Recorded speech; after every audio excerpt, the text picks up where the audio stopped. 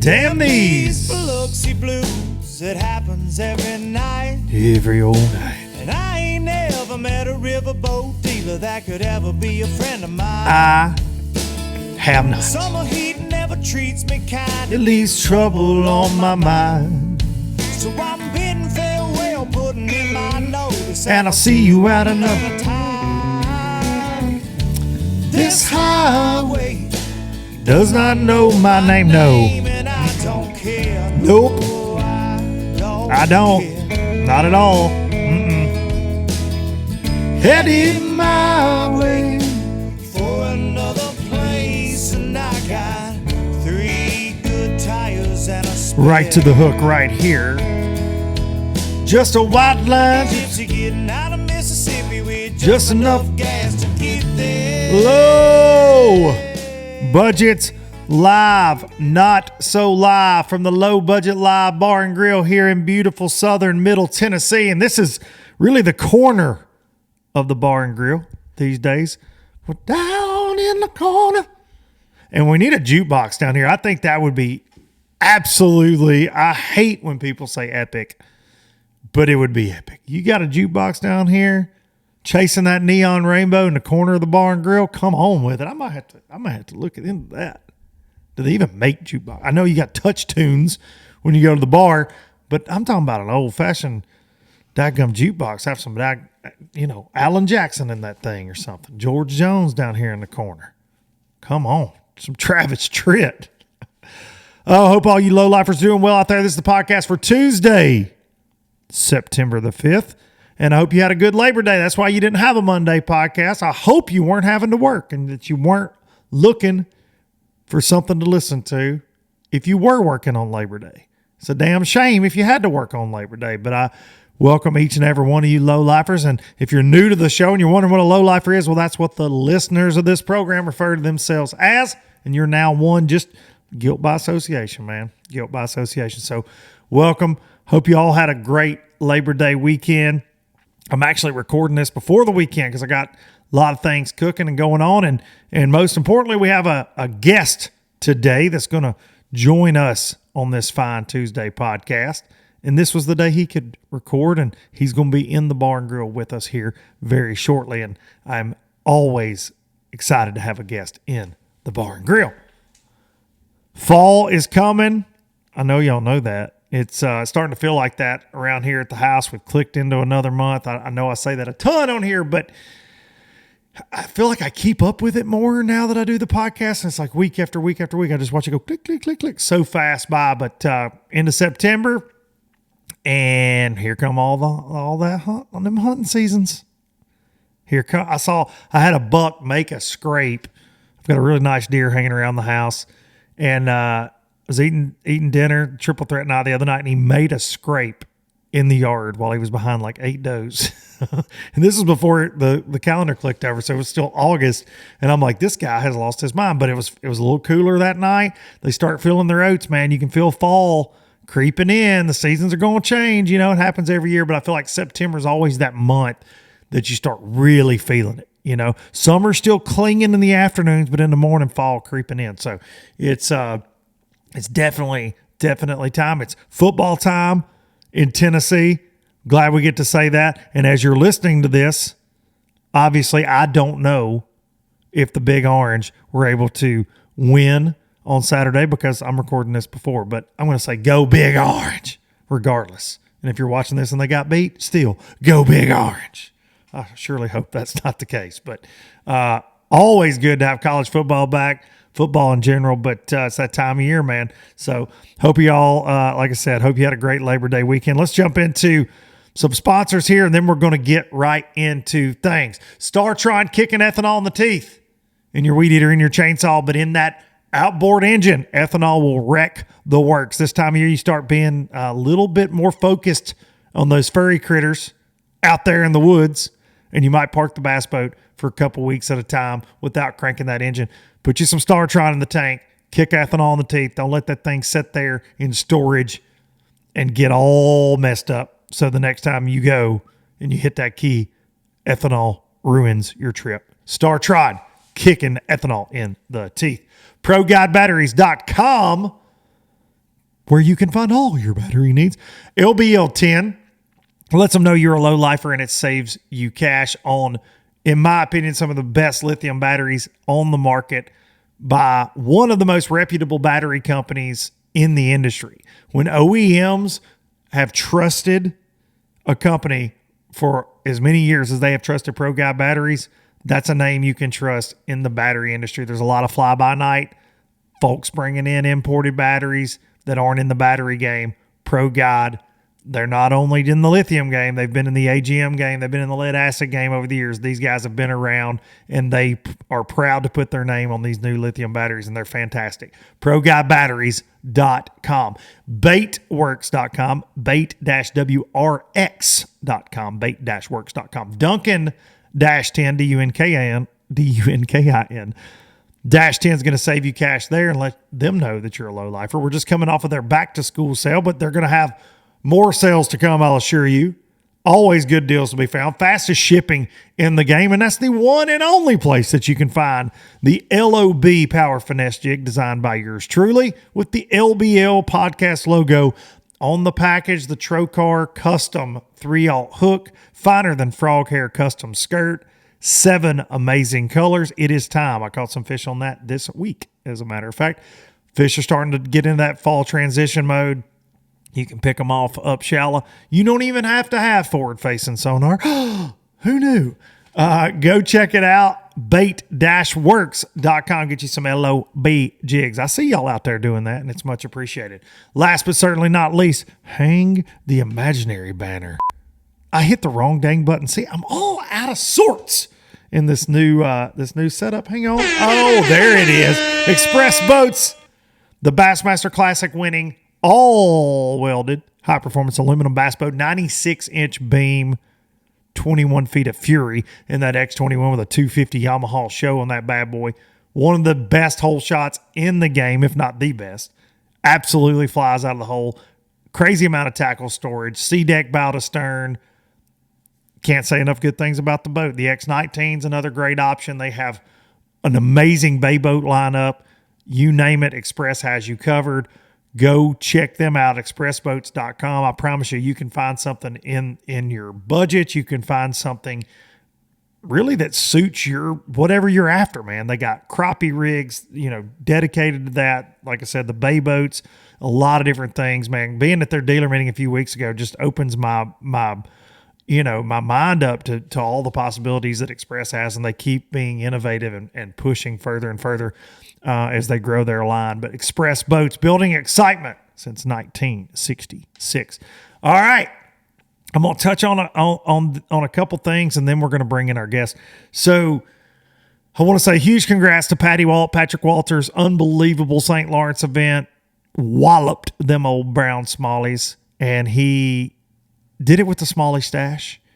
And for a guy that really sucked at smallmouth fishing, his words, not mine, just a few years ago, man, he's dedicated himself to figuring that deal out and is proving it, right? I mean, time and time again, he crushed him at Champlain. He goes toe-to-toe with Trent Palmer in the NPFL at Saginaw Bay, narrowly misses winning there. Now he's able to take home the St. Lawrence Trophy against Chris Johnson and crew, Corey Johnson in the top 10, the Japanese contingency that are just ridiculously good at catching those smallies at this point. So it's awesome to see Kyle Welcher, also the Angler of the Year, in that mix. So congrats to Kyle. Such a good dude. Y'all heard him talking about Angler of the Year earlier this year here on the show, what that would mean to him, and he was able to get that done. So congrats to Kyle on that, and congrats to old Cowboy Joe, my buddy Joey, narrowly edging out Fujita for the Rookie of the Year. I want to say this. If you see a post of a guy that wins an event like a Patrick Walters, and your first comment is, wouldn't do it without forward-facing sonar, just disconnect your Wi-Fi at home. Stop being an idiot. Stop being an idiot. I don't know why all this is at just such a crazy, and look, and I'm not saying this to get views. There's so many people like making videos about this just to get views, and that's whatever. But I did the Garmin media event to release LiveScope officially to the world at ICAST in 2018. I had Garmin Panoptics, the original Panoptics, before that for a couple seasons. 5 years this thing has been out there, because that was in the summer of 18. 5 years. Why now is it an issue? And look, there's been a lot of bitching before this, and I understand that. But if you want something banned, you're headed down a slippery slope. You just are.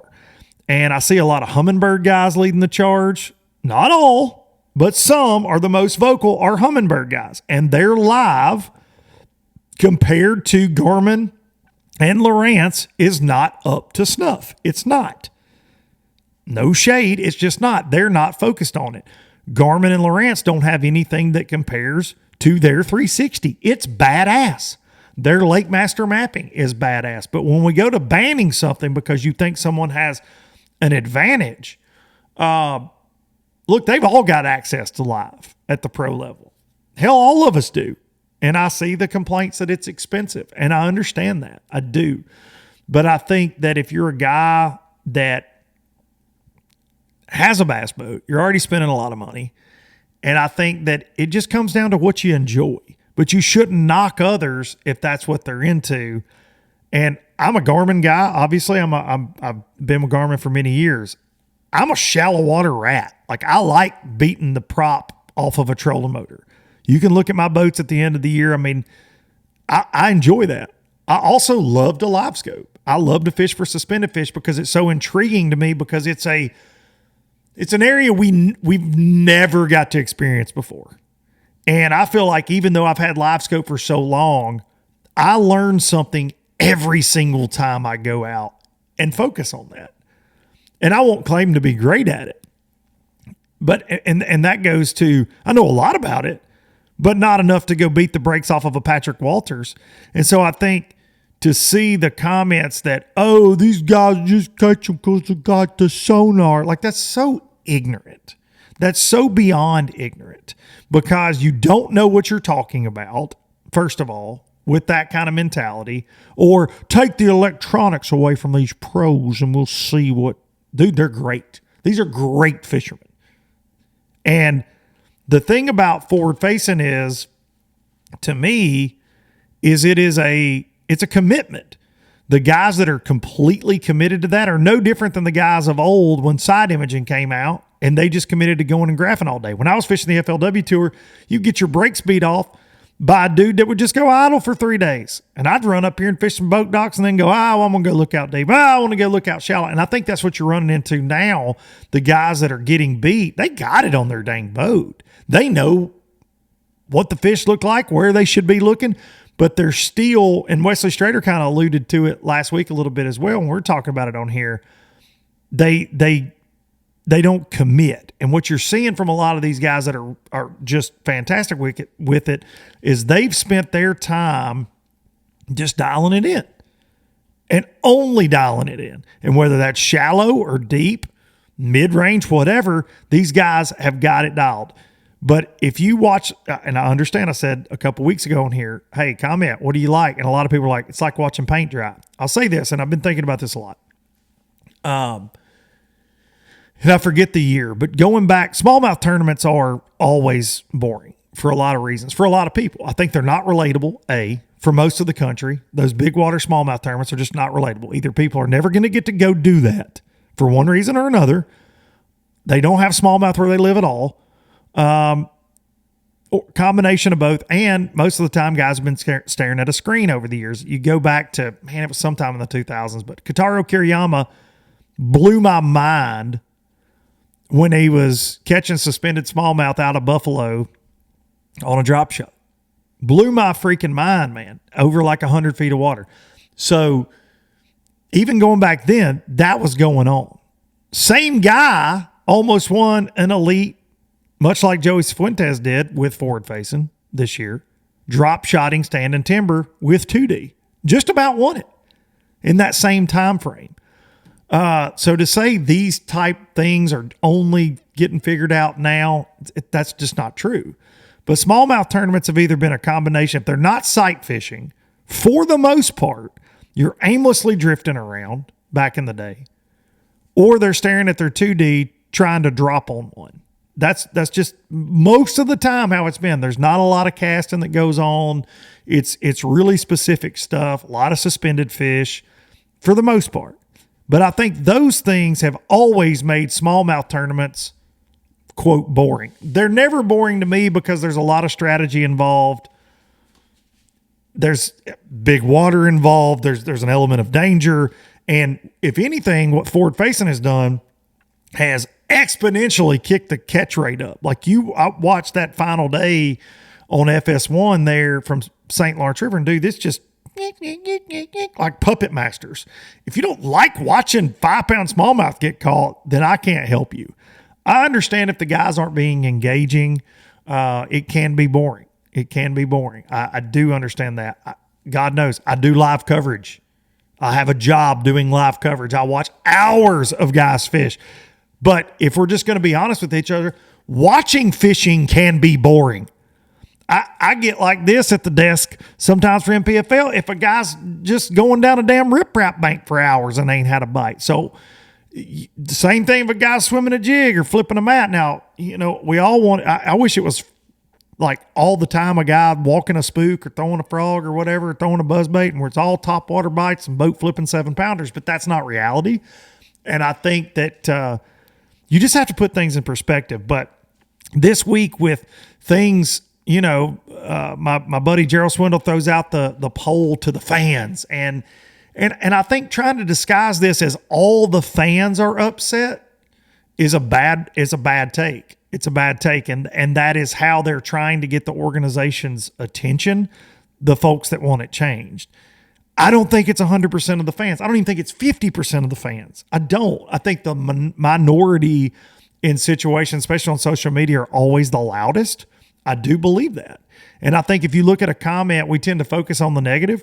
If you look at 100 comments, you won't find 25 or 30 of them that are negative under say congratulations to Patrick Walters. There'll be some negative idiots in there, but it won't be 100%. And then I think you've got a lot of people that just don't interact on social media at all. So to have like a call to arms to get people to speak out, you're inviting that kind of behavior, right? You're inviting and I don't want to say leading people to an answer, but if we're basing everything off of that, like social media is so unbelievably negative, that's just not a good place to start, right? It's just not. Do I think there could be some limitations on numbers of transducers and things like that? I guess. But Patrick Walters has one live scope transducer on his boat. One. He's got one. I think, again, though, slippery slope, if you think banning anything is good, okay, well, let's throw away 360. Let's throw away power poles. Let's throw away spot lock. Let's get rid of all of it, right? Like if we are technologically running people out of the sport, if we are financially running people out of the sport, because a lot of the people I see bitching about this got a spot lock trolling motor. Now, a lot of people that I see bitching about this also stand on the bank and fish. And I get that. If you can't afford a boat, I'm not knocking you. I'm just saying I see people, if you ever click somebody's profile, it's really going crazy about it, they don't even have a boat. They don't have a boat. They don't have a dog in the race, or they've never fished a tournament or whatever. Now, that doesn't say they can't watch tournament fishing as a fan, and they should have a voice. I get that. I'm for that. Obviously, God, man of the people here, right? I like to pull back the curtain, but I think that anytime you start talking about bans, it's just not smart. And I thought it was that way with the A-rig. I thought once we banned an actual lure category, there was really a slippery slope. Now, they haven't really banned anything else for the most part, but I think you start digging into electronics, especially if they've been out for 5 years, that's not smart. That's not smart. Now, I do think if a company, Bass, MLF, MPFL, had a one-off event or an event during the season that was special with no electronics, no mapping, no anything, it would be cool. Make it a damn all-star game. I don't know. Do something different like a home run derby. Make everybody happy. I don't know. But or try to make everybody happy, because that's impossible, right? That's physically impossible to make everybody happy. And we're seeing that because I think, again, going back to everybody bitching on social media, and that's where you do, like Gerald did his poll, or people are making all these posts, and you see the comments. On these same people bitch about the Sabine River. These same people bitch about the schedules for every organization when they come out every year. These same people bitch when there's a sight fishing tournament. These same people bitch when somebody's got a spinning rod. Fairy wands. Look at them fairy wands. Like these same type people. So giving in to what they say in these negative comments, just silly to me. But I do know Bass sent out a poll. And they reached out to the lead anglers wanting to know if they should limit it, ban it, or leave it the same. So there's some movement. There's some movement there. They're at least, they're digging into it. Do I think it's the end of the sport? Not at all. I think technology, it changes in the outdoors just like it does in anything else. It just does. I mean, look what deer cameras have done over the last few years. There's a lot of these people in the comments that I'll assure you that hate forward-facing sonar. They probably run on some damn deer cameras. There's a lot of people in these comments that would, if you made a post about banning some type of gun, right? And this is not political in the least. Please don't take it as such, because I'm the least political person that I know. But I'm saying like slippery slope stuff, right? It's just slippery like you ever let something like that start happening, it's a slippery slope. It just is. So why advocate it? And why do we fight so damn much over a little green and a little brown freaking fish, for the love of God? Why? The fisheries are as healthy as they've ever been. 90% of them, we're seeing bigger weights across the board caught. There are more people on the water than ever before. Okay. But if we want to get focused on something in bass tournaments, and you want to get on your damn soapbox like I do week in and week out on this show, start worrying about cheaters in your organization. Start worrying about payouts declining, which I've talked about a ton. And don't give me that the reason payouts are going down is because of forward-facing sonar, because people don't want to sponsor because there aren't a lot of eyeballs on it. Don't give me that. Don't give me that. That's irrelevant. That's irrelevant. Payouts started declining long before forward-facing sonar. Long before that. So don't say, well, and because I see fans, again, saying, well, we actually have the power because if we stop watching, they'll have to stop doing it. Dude, a lot of people say they're not going to watch, and then they watch. Like, how do you know that it's boring and it sucks if you're not tuning in? You tuned in. Most people just love to bitch in the comment section. And don't get me wrong, I know I can bitch. I do it staring at this camera with this microphone. That doesn't make me any better. But I'm just saying, on this one, like, let's sit this one out. Like, let's just chill out with the forward-facing sonar stuff. Like, my goodness. Stop attacking the pros. Listen, there are, on the elites, there are 80 guys on BPT, 100 or so on the elites. They've all got access to it. The only one that doesn't give a shit about it is John Cox, and he'll beat the brakes off of you regardless. Okay? But if you think things are too expensive, if you think professional bass fishing out of the glittery boats is not for the little man anymore, well, I got news for you. There's a lot of competitive tournaments you could keep up with. Have you ever watched kayak events? Now, they got electronics too. Have you ever watched those? You should. A lot of interesting stuff going on in the kayak world if you keep up with it. Now, they don't have a lot of live broadcasts, unfortunately, for them. Be cool if they did. But if all of this work, go support those guys. You want to support somebody, go support them. But just stop. Like, what are we going to start having? Protest? People with signs, hell no, we won't go forward facing, say no more. Like, what? What are we doing? Stop. All right, that's enough about that bull crap. I've heard enough about it. I've heard everybody's opinion on it. I've seen all the videos, and Randy Blockett's just sitting back getting streams. and enjoying every second of it. So crazy to me. All this is, can't we all just get along? All right. We're fixing to get the sauce from somebody in studio. Presented by the W Sauce, America's Worcestershire sauce. Hard to say, so we say the W Sauce. They got that new breakfast sauce too. It's fantastic on eggs and taters and anything else you want to put it on. Available in multiple retailers, and you can check it out online, W Sauce. Just Google it. Go find it. You want it. Trust me. It's fantastic. Absolutely appreciate them supporting the show.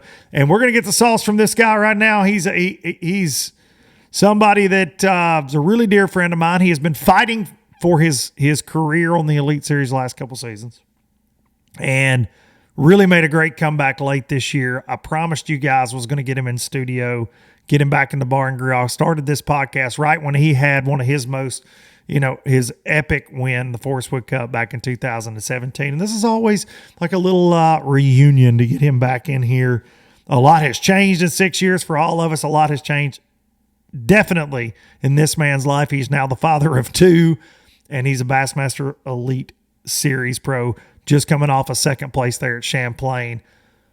Ladies and gentlemen, welcome him to the bar and grill, Justin Atkins. All right, here we go. In the bar and grill, back. You've been busy the last few weeks, Justin Atkins. All year, you're always busy. But I was talking about my 6-year anniversary. Because I feel like we always do the anniversary show because it's one of my favorite memories, obviously. I was going to say, this is kind of like an annual thing. It is, and this started around your, huge fishing breakthrough moment, right, with the Forest Wood Cup. And I said, man, Justin, it was the Champlain week. And I'm like, oh my gosh, he's got a chance to win because I was recording on Saturday. And then you just barely missed it. But I said, we got to get you back in the bar and grill. And there were a lot of comments like, absolutely. These are some of the low lifers' favorite episodes. So I appreciate welcome back, buddy. Yeah, welcome back. That. And look, you can tell everybody, we're not sitting at the bar anymore. We're in the corner where we belong. We're not at the bar anymore. We're not at the grill. We're at the grill. The grill's just, this could be a griddle. That's what I need to do is literally just griddle. I need Blackstone to sponsor this. Dude, there's so many things that we got to talk about, but something that I talked about last week, the highs and lows of all this, dude, in 6 years and how much life changes. But you come onto the scene, FLW Tour, blow, hey, guess what? You're like the Kool-Aid man. Blow, I'm here. Hey. Maybe that was Fat Albert. I don't know. But you're like, I'm here, everybody. It's a good mixture. Yeah, it was a good mixture of both. You're like, I'm here. And then you hang with the FLW Tour. Then you go to BPT in the same year that you qualified for the elites. The first time you got a chance, you can go there. You kind of got a decision to make, and you go BPT. You do that for a little bit. You go, I think I'm gonna go back. I'm gonna go do this elite thing. You fish the Bass Pro Tour and all the freaking opens at the same time, which was probably really easy. Yeah, I'm guessing that was a good time. It was a really good time, stressful time, but you fight back your way into the elites for the second time. And then, dude, I think the best way to describe it, it's been a fight. Yeah. It's been a fight for you. Yeah. And to be one of, and I say it all the time, all of you guys at that level are fantastic anglers. You've all got a crazy skill set, but you're one of the best fishermen. And I've been fortunate to spend a lot of time in the boat with a lot of people, way better than I'll ever be. And you've always just blown me away with either how hard you work at it, your overall skills. But, dude, it's been tough on the elites for you. You've had moments of just brilliance, and then you've had moments where you call me and go, dude, I gotta find Justin again. I don't, but it's been a fight. And last year you were kind of, when we did this, it was literally, I think the day we did it, they were figuring up, do you get to come back? Do you not? And you're like, man, this could go one way or the other. And then this year, you got off to a rocky start and then literally fought, dude. Yep. And in the year, going into St. Lawrence with a chance to make the freaking classic. And that's why I looked right at this camera and said, my guy went from calling me upset and going, man, I gotta get this ship turned around to almost getting to go through the arena with rap music, but saving your career, man. So I just wanted to congratulate you on that. But like, I want people to understand, because there's a lot of drama. You know, there's always drama. Yeah. There's so much drama, but I want people to understand that on the other end of those posts, when you're congratulating a guy for doing good, you know, a Patrick Walters or you, who used forward-facing sonar a lot at Champlain to do good. You caught them way before forward-facing sonar, but I just want people to understand there's a lot that goes into this emotionally, physically, mentally. Yeah. And dude, it's been a ride. And I just wanted to kind of talk about that. Yeah, so people understand. One way that'll really kind of sum it up is, I'm gonna go back and just talk to you before I get to Champlain. So we're looking at going into St. Clair. I don't even remember where I was in the points, riding the line somewhere. And this year the line's not real spread out. Classic Cut's only 70, 80 points ahead of elimination. Mm-hmm. You know, and really weird year. Yeah, I'd say points wise too for everybody. It stayed pretty tight. Go to St. Clair, have an off tournament, and really, when I say off tournament, I fished 300 yards from Cifuentes. Like, I found the juice. I just wasn't dialed into exactly what he was looking for to be able to find those fish quicker.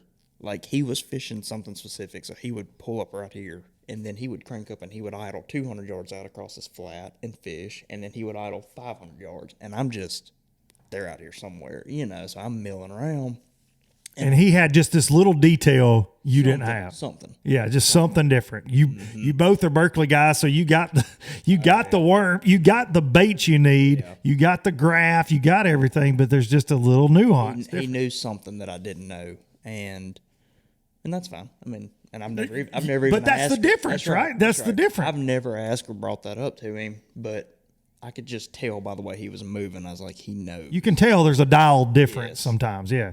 And so, anyways, I just wasn't able to really locate. When I got a bite out there, it was obviously a big one, but I couldn't catch 5 of them in a day. And the first day, I had 3 big ones, and I had 2 just like 2-pounders. I thought, well, I'll go back out to the mile roads, catching up. You know, I'll cull these pretty easy, have a good day. I go out there and don't cull nothing. So now I'm stuck weighing in 17 freaking pounds, and everybody's done caught the piss out of them. Yeah. And this is how funny, like, I'm going to get all, this is an hour-long podcast, so I'm going to get a little carried away here. This is where people don't realize how easy you can miss something. Oh, man, yeah. I put in the first day to start practice in Huron because I had a place I had found on a map that I thought looked like it set up right. So I run up there, fish for an hour, and I think it sucks. But I'm like, in my mind, I'm like, they're out here somewhere. So I keep looking. Well, so next thing I know, I look down, it's freaking 3 o'clock. So I don't have time to do a whole lot else. So I take out and go back to St. Clair, and I started to just stay in Anchor Bay to finish my afternoon. But I said, nah, screw that. I don't go over and fish where I fished before, see if it's going to be any good. So I run over there. When we were there for an FLW event, yes. Run over there and fish, figure out it's decent. The second day, I started to put in Anchor Bay, and I was like, I'll run over there, fish half a day, and then come back, fish around Anchor Bay, and where the truck's going to be. Well, I got to looking at a map, and I'm like, hell, that's a lot closer for me to put in down there and fish where I want to fish. So I start driving the next morning. Well, it's 45 freaking minutes down there. I thought it was going to be like a 20-minute drive. And now all I'm doing is telling everybody how stupid I really am. I get down there. But it's that razor's edge, though, of... Oh, yeah, this is where it gets good. Yeah. I get down there. It was a 45-minute drive to this other ramp I had found. And then I look, and it really only saved me like 4 miles of water riding because of where it was at on the lake and like the angle I had to get out there. So I'm like, this was such a waste of time. Well, then I mess around and do the same thing. I fish till like 3 o'clock. I don't have time to take out and go up there. So I'm like, I'll fish Anchor Bay tomorrow. Third day of practice, the wind's gassing, and it's way rougher in there than I thought it was going to be. And so I didn't get efficient practice. So fast forward, first day of the tournament, we'll catch 3 big ones, win 2 little ones. Second day, I start back over in Canada. I got a 6-pounder in my hands twice, dropped it, finally fish comes off. I lose it, fall in the lake trying to grab it, whole 9 yards. Just started my day like that. End up catching a couple good ones, and I'm like, all right, screw it. The only place I hadn't fished in the lake's Anchor Bay. Let's go back. I ride out there to a place I've caught them on before. Sit down, 4-pounder, 4-pounder, 3 3/4, 4-pounder, and I'm like looking around, and everybody's in there. And you're like, uh-oh. Hey. This is it. And literally, if I just pull that, like my gut, the whole practice is like, you need to go look at that. You caught them there. You need to go look at that. You need to go, and I don't. Probably gonna cost me making the classic. So we get to Champlain, and you're looking at all this, and I'm going to set this part up to tell my St. Lawrence story. At that point, you can start doing the math and saying, okay, it's probably going to take about this many points. Oh, yeah. And With 2 to go, with 2 events to go, you can get pretty dang close. bass fishermen turn into mathematicians with 2 or 1 event to go in the year. So we're looking at it, it's like, okay, I need 91 points to stay on the elites.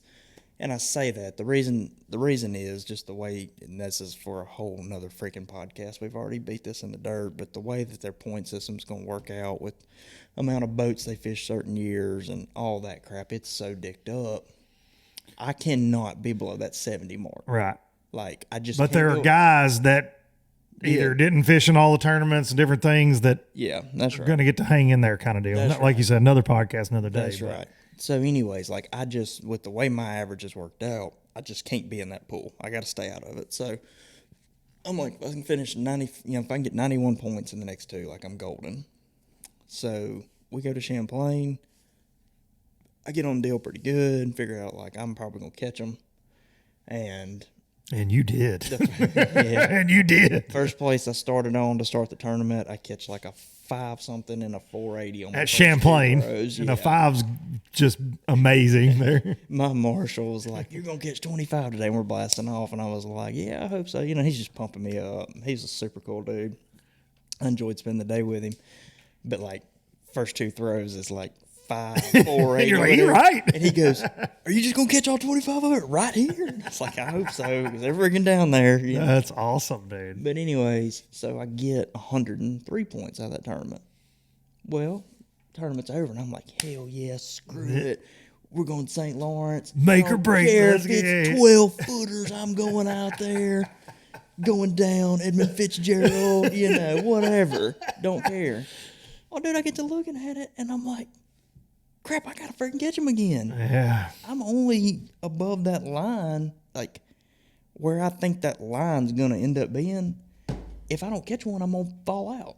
I'm like, so crap, I got to. Or if because if you risk it in your equipment, you know, you get screwed and swamp the boat and you don't make it back, you don't make the elite. That's right. Then I don't make the elites. So it's like, do you bunt or do you go for the Grand Slam? that's right. And so I'm like, okay, well, I'll poke my nose out there. I got one little place on day one. On day one, when it's and it's it brutal, is legit gassing. Yeah, like it was. Now you guys canceled today at Champlain because it was gassing, but they're like, get on out there in Lake Ontario. Yeah, wraps were coming off, fillings were coming out, dude. People were peeing blood, probably. Big, yeah, it was big water, dude. Big, and so it's like I've been out there one other time when it was big like that.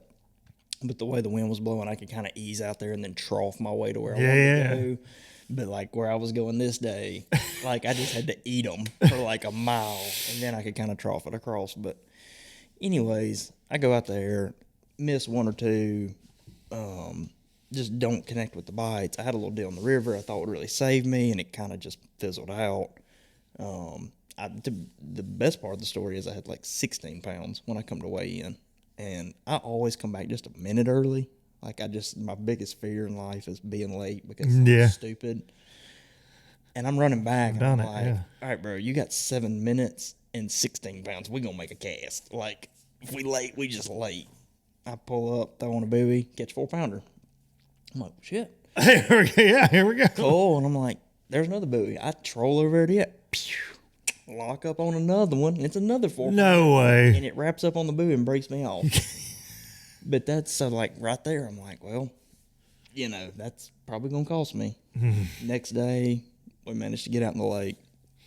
Caught 22, whatever. Didn't fish clean that day either. But point being, when it was all said and done, I thought it was going to take 530 points to make the Classic. Took like 509. I had to finish like 18th. I thought I was going to have to win, literally, or come in top second. 5 or win for sure to make it. Yeah, even to make up that 10 places because you were 50 something going into that. Yeah, correct. So I'm like looking at it, and the Classic Cuts where 40th probably place. Yeah. But, And then some double qualifiers will make it go to like 42nd or whatever. So I'm looking at it before day one, and in my mind, I'm like, okay, you're going to have to finish top 5 to make the Classic points-wise because of where it's at after Champlain. It's going to take 530. It never falls. The dang cut to freaking stay on the elites has gone up tremendously from what you thought. Like, it ended up taking like 40 more points than we had it figured before Champlain.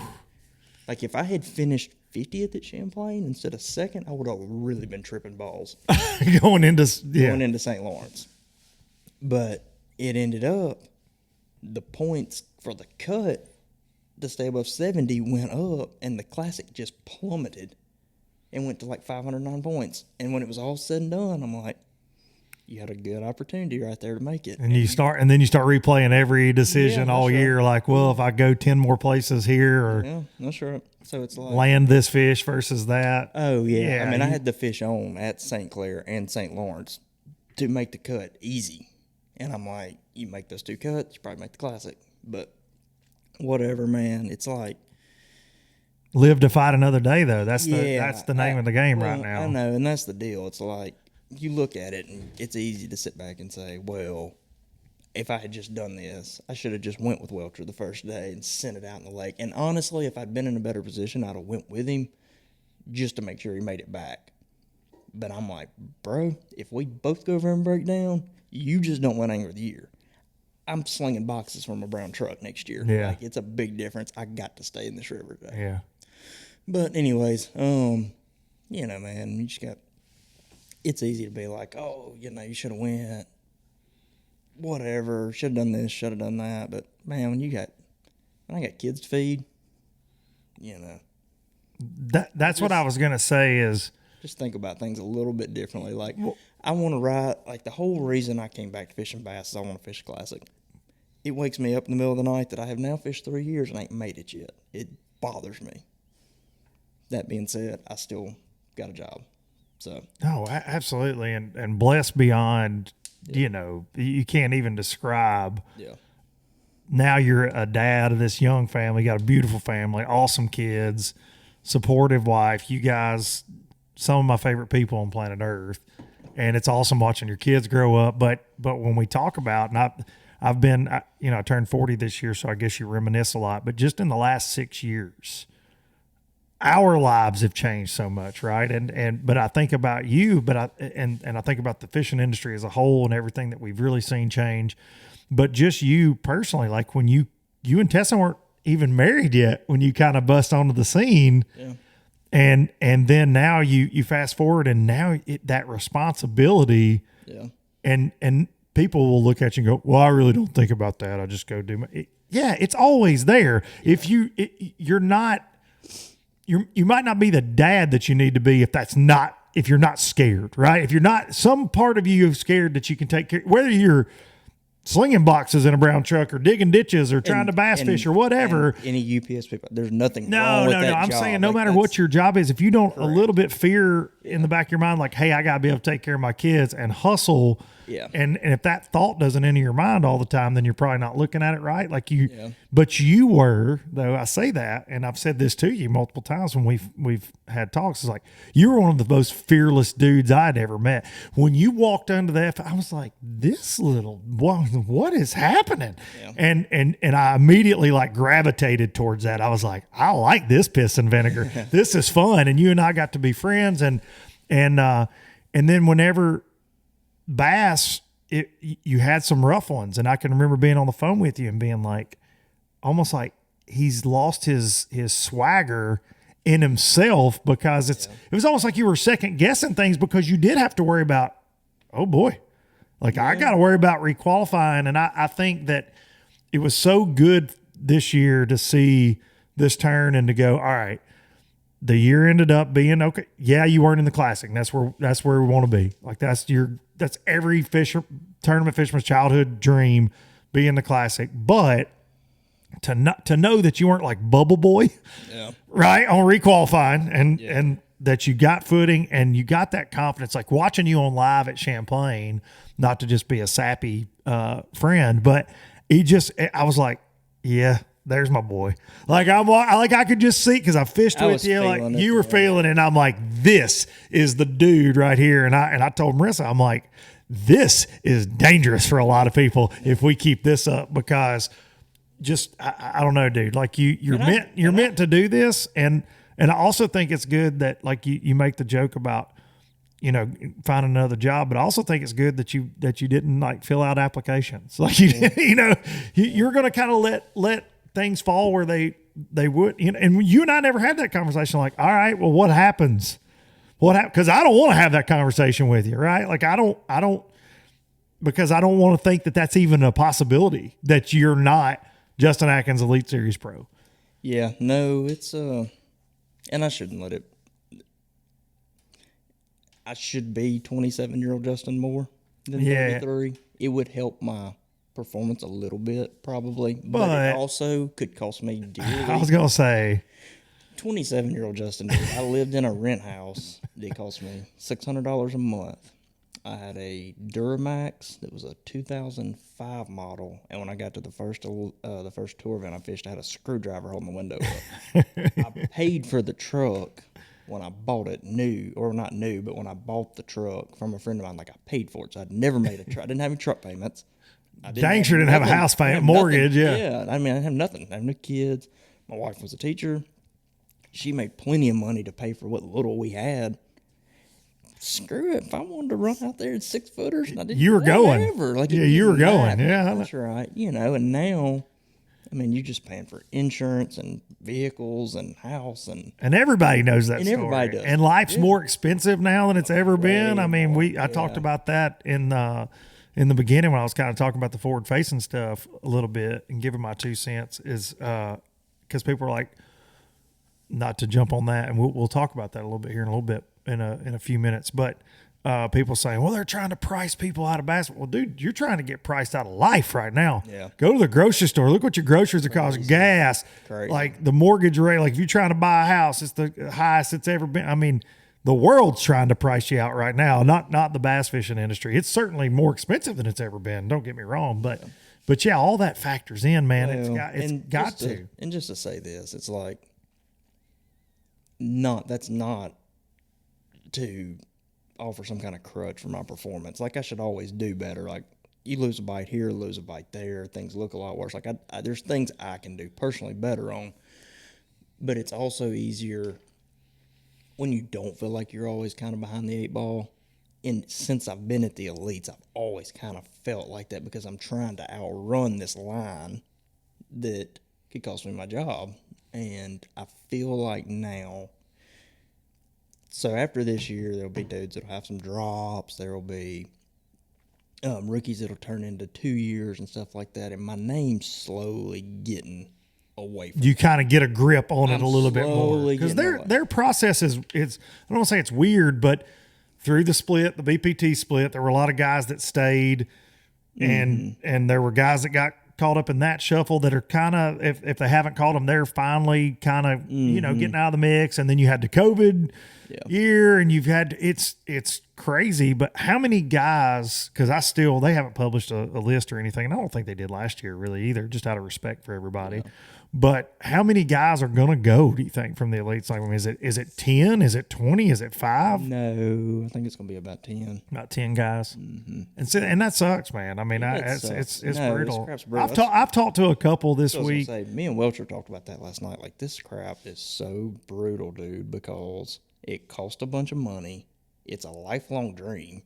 You know, everybody that's doing it. We're all addicts. And then you start the year, and it's like, I'm going to freaking win AOI this year. Everybody's got that. And then, dude, for 10 people, dude, after the St. Lawrence, they're like, yeah, so what we about to do now? You know what I mean? And it's friends of yours, and it's guys you know, and you and I feel comrades out there for and sure. I feel that crap, man. It's like, it's hard to imagine it's hard to imagine that this just didn't play out any longer. You know what I mean? Like, when I started it, 2 years was never a thought. And for some people, dude, it was 2 years and they were done. And that's it. And, And next year, it'll be 2 years and done for a bunch of them too. Like, here we go. Like, right, it's always, it's cyclical. And I'll say this, and like, I do love bass. Like, I love being able to fish there. I love that the Classic's a thing. All that. I wish we were allowed to sell real life more than just the beautiful parts of it.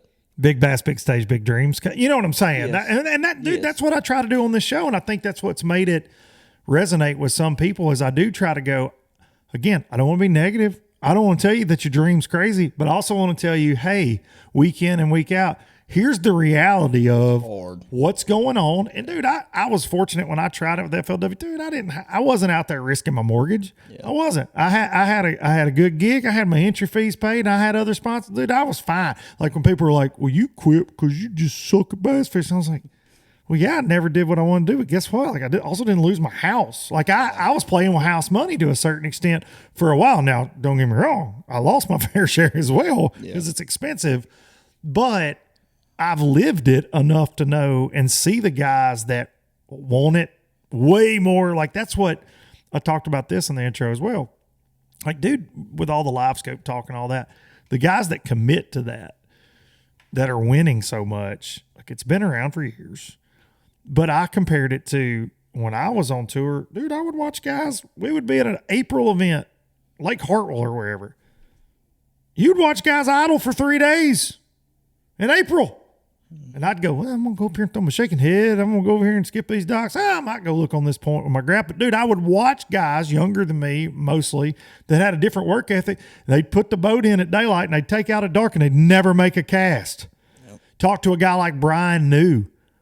And he's like, yeah, I just idled for 7 days. I just went to this lake before the cutoff and I just idled for 7 days. And you're like, but dude, it's a March tournament. He's like, yeah, well, I'm going to catch them doing this and this and this.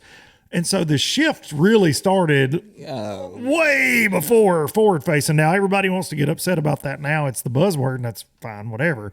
But I'm just saying like this, the whole industry has made such a shift in that. But I think you've got to, going back to how hard it is and the sacrifice is like, that's what Brian knew. That's what Justin Atkins, that's what Patrick Walters, that's what these guys are willing to do to beat you day in and out. Yeah, Brian New was painting stripes on the road when he wasn't fishing. And no doubt. You know what I mean? Yeah, there's such a reality to going back to that. It's such a reality. That's what I wish, and that's what I'm saying. It's like it's not any kind of shot at bass. Like it's every or MLF or NPFL or whoever. It's just tournament fishing. It looks glorious, you know what I mean? Yeah, man. Like, I always say Justin's been deer hunting all week. Yeah, but like Justin needs to be painting road stripes. Yeah, that's like, right. That's it. There's just a lot that goes on that. Well, and I feel like we sometimes not baseball. It's not golf. No, it's just not. No, and I sometimes feel that we do as an industry a disservice to the high school kids, to the college kids. Because I was one of those before there was high school fishing, but I was that kid like big-eyed going to the Classic and going, oh my gosh, they pull you in here and they play rap music. Like Justin Atkins said, I'm like, you get to pull around this arena. Oh my, dude, you make this and you never have to worry about anything again. Yeah. And now I dare say you win it and you still got to hustle. No. I mean, used to back in the day, it'd be like, oh, that's worth $1 million in endorsements and blah, blah, blah, blah. And dude, we're not there anymore. We're just not. $1 million isn't what it was. That's exactly right. Exactly right. If you want $1 million, yeah, you got it going, but not now. Dude, as crazy as that sounds. Now, if you gonna if anybody listening to this would like to hand me $1 million, I'll show you what I can do with it. Yeah. But it won't last long. It don't last years. It might not with this crew that I live with around here. But yeah, man, there's such a brutal reality past the jerseys, the boat wraps, the cardboard checks, the trophies. There's that behind the scenes worry. There's that, like you're saying, you're counting the points down to the dang. I gotta have 530. Oh my gosh! And if you don't think that doesn't creep in somewhere, even in your subconscious, I didn't even at some go to point. sleep after day one at St. Clair. I laid in the bed and I'm like, because at that point I had some figurative number that I needed, and I'm like, gosh, I gotta freaking do this. I didn't go to sleep. I just got back up out of the bed and put my jersey back on, put the boat back in the water, just went back at it. See, I was a little sleepy-eyed right until I fell in the lake trying to grab a 6. I remember the most pressure I've ever felt in my life. And I know I said, I was playing with house money and whatever. The most pressure, because I just wanted to succeed so bad. It's all I'd ever wanted when you're on FLW tour and they just blast them. But the most pressure I ever felt in my life was catching them on day one. And then having to catch and that night before. Yeah. And I always wondered, I wonder if Wheeler and Thrift are feeling this right now. I bet they're not. You know what I mean? And I'm like, and I would literally not sleep. Like anytime. I remember like rookie year making the 20 cut at Kentucky Lake and making it and being like, oh my God, it's my first 20 cut. I'm like, this is so awesome. And not sleeping a wink. Yeah. Because I was like, dude, I think I ran out of fish just to make it to here. And I'm fishing against, all the Tennessee River Hammers made the top 20 and you're looking down the leaderboard and you're like, well, I really don't have a chance even to make the top 10, but damn, I don't know.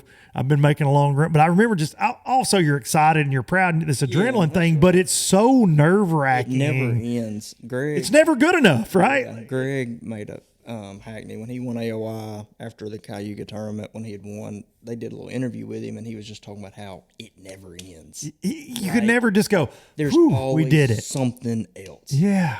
And like, if there's 100 dudes fishing, 99 of them are going to leave pissed off.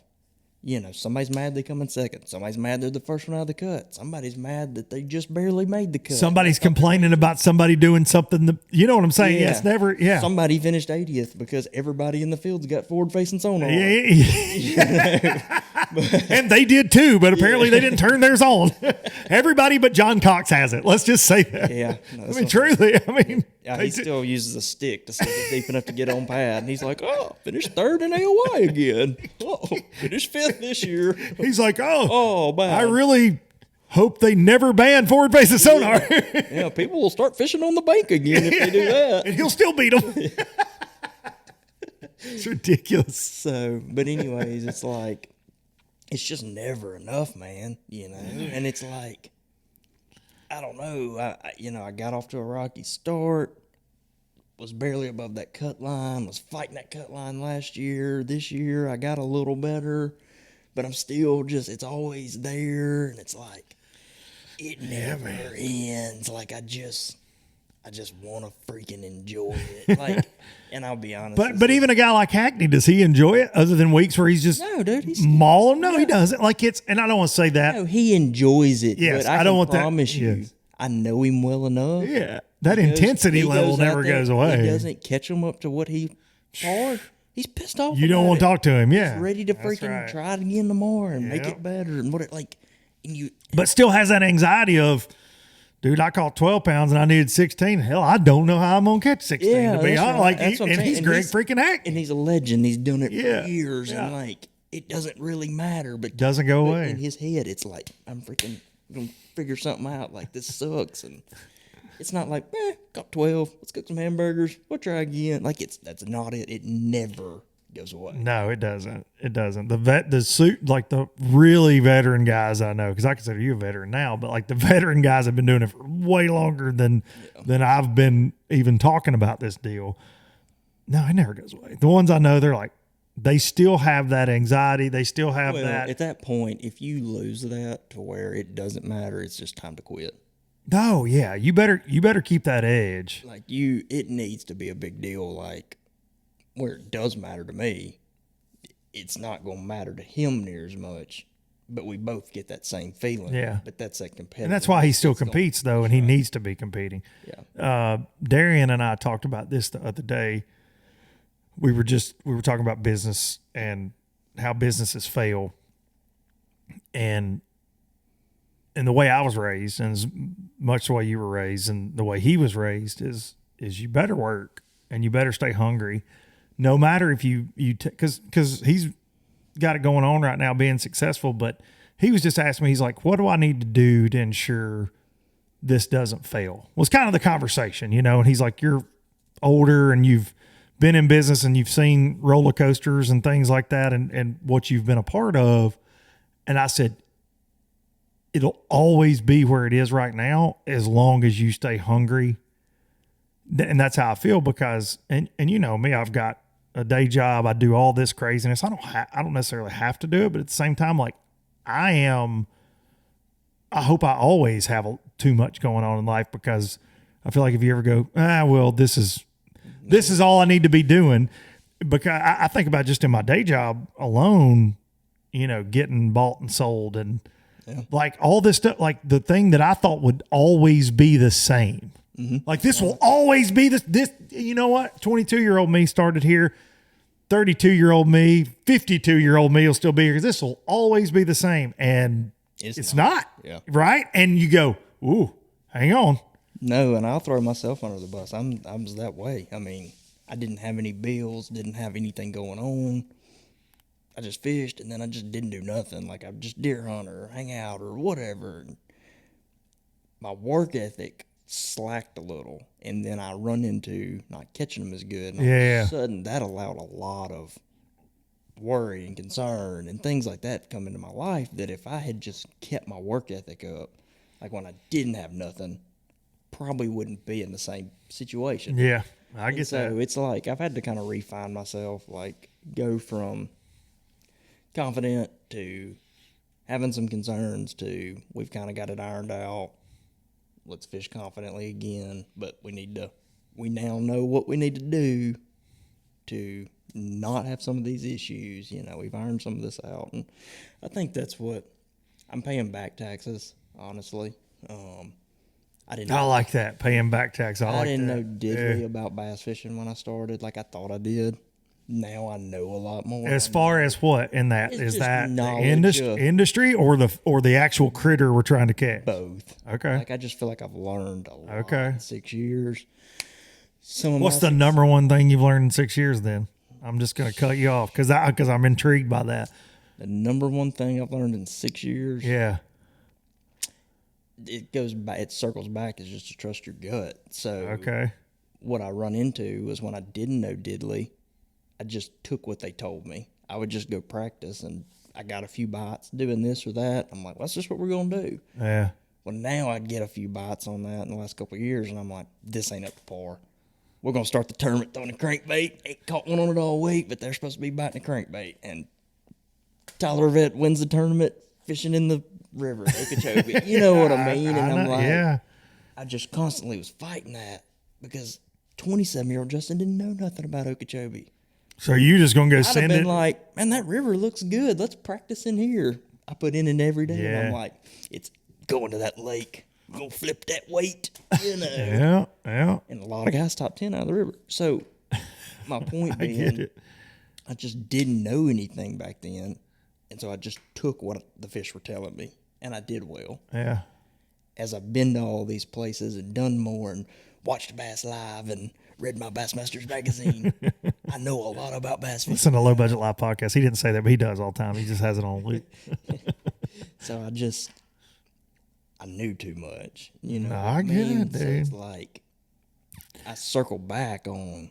I started struggling more. The more I felt like I learned, and you just got to get away from that. You know, when I realized that I knew too much, and well, really it was Pickwick in the Open a couple years ago, but last year, I guess it was last year, at Toho in the Open, you had a rough one there. I had a rough one there. But I'm like, well, I've been to Florida however many times. I've had success in Florida. Okeechobee more than Toho, but I'm going, hell, cold front. I know it.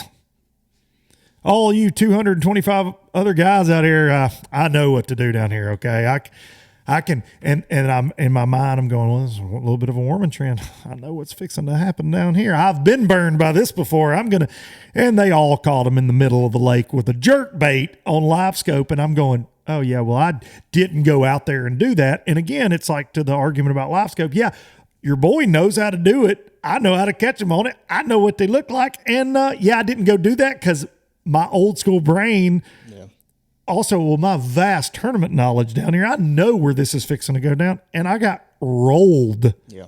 And now, granted, Brandon Lester ended up winning that tournament shallow by the end of it. He found a little deal, but dude, he was in the major minority. Yeah. And everybody else was out there jerking and throwing drop shots on Toho, and I'm going, what? Okay.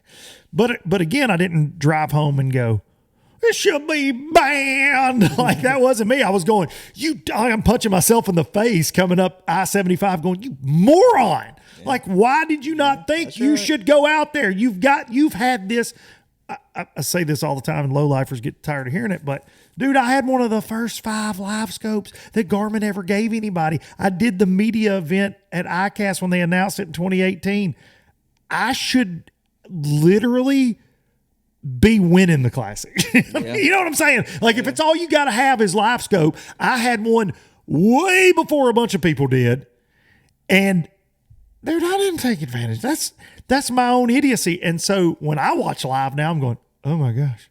Oh, I'm missing the boat. Or when I talk to guys like you, or I get to watch I'm over Patrick Walter's shoulder in MPFL, and I'm going, oh boy. Like, I've got that same tool, and I feel like I'm pretty good with it, and I don't know anything about it when I watch these guys.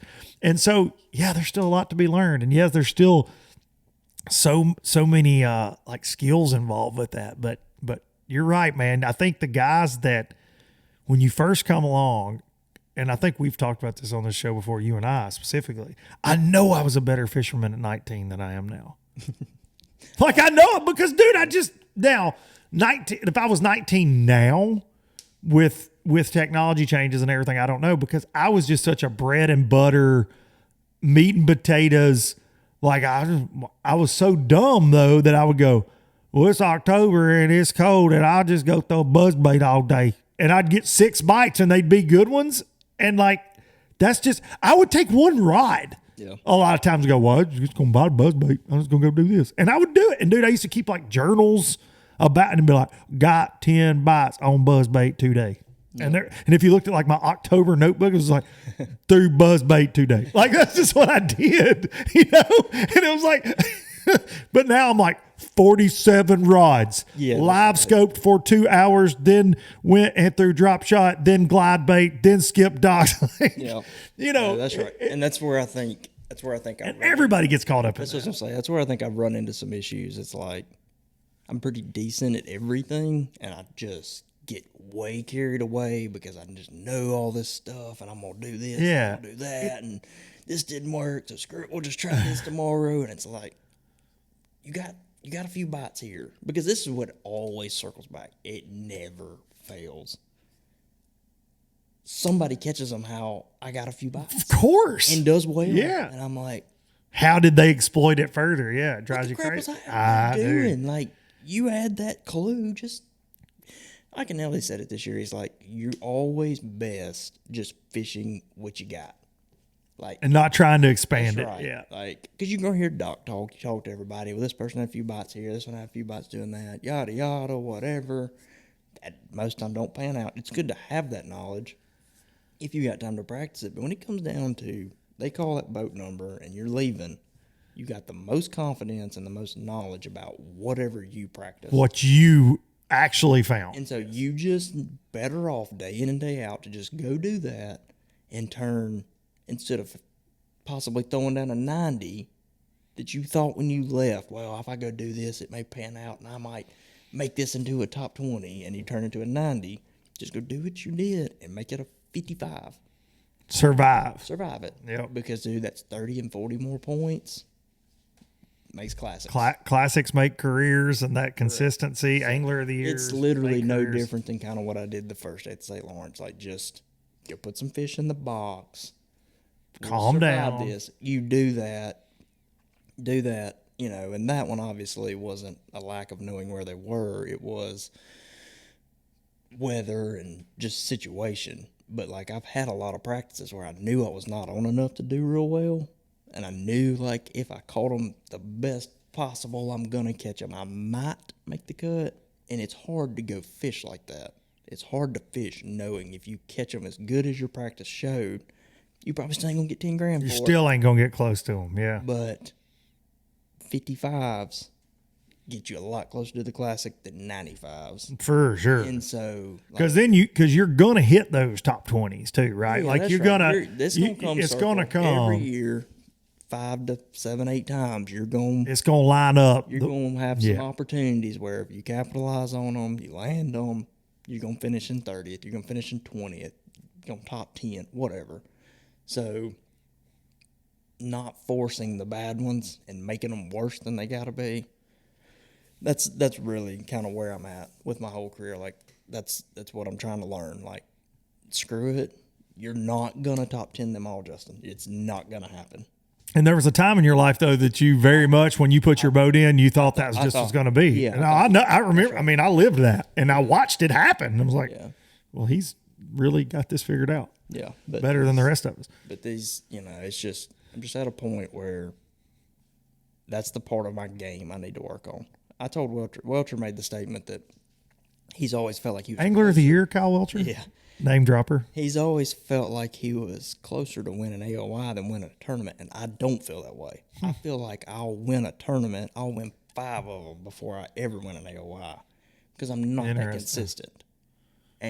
But when I get really dialed, I'm freaking dialed. Like I got it figured out, and I'm close to winning. And so I'm shocked you and not to throw shade, but I am really shocked you. And then, dude, you've been really close. Don't get me wrong. As close as you can get. We're getting close to. And if it wasn't for Japan, let's just be honest. Like I don't know why they don't like you. That's what I don't understand. Taku, Fujita, these guys kind of have it in for you, and I don't understand. You're Skeeter Yamaha. That's a Japanese-owned company. Yep. Hey, guys, friendly fire here, okay? Yep. Leave my boy alone. Leave my boy alone. I was texting Zona during live, and I was like, why won't you guys discuss the narrative that the entire country of Japan appears to hate my buddy Justin Atkins, and I don't understand why. Because they got it in for him. Taku beats him at the St. Lawrence when he's having an epic event. Now this, how do you say his first name? Koya, I believe. Koya, okay. Fujita. And that kid is obviously just part bass, like it's just insane. I mean, dude, he caught him at Sabine. I know, dude. Listen, shout out to Cowboy Joe for winning Rookie of the Year and to Welcher for winning Angler of the Year. But Joey wins too and just still narrowly edges out that dude, which tells you, I forget how many top 10s it was, but it was just.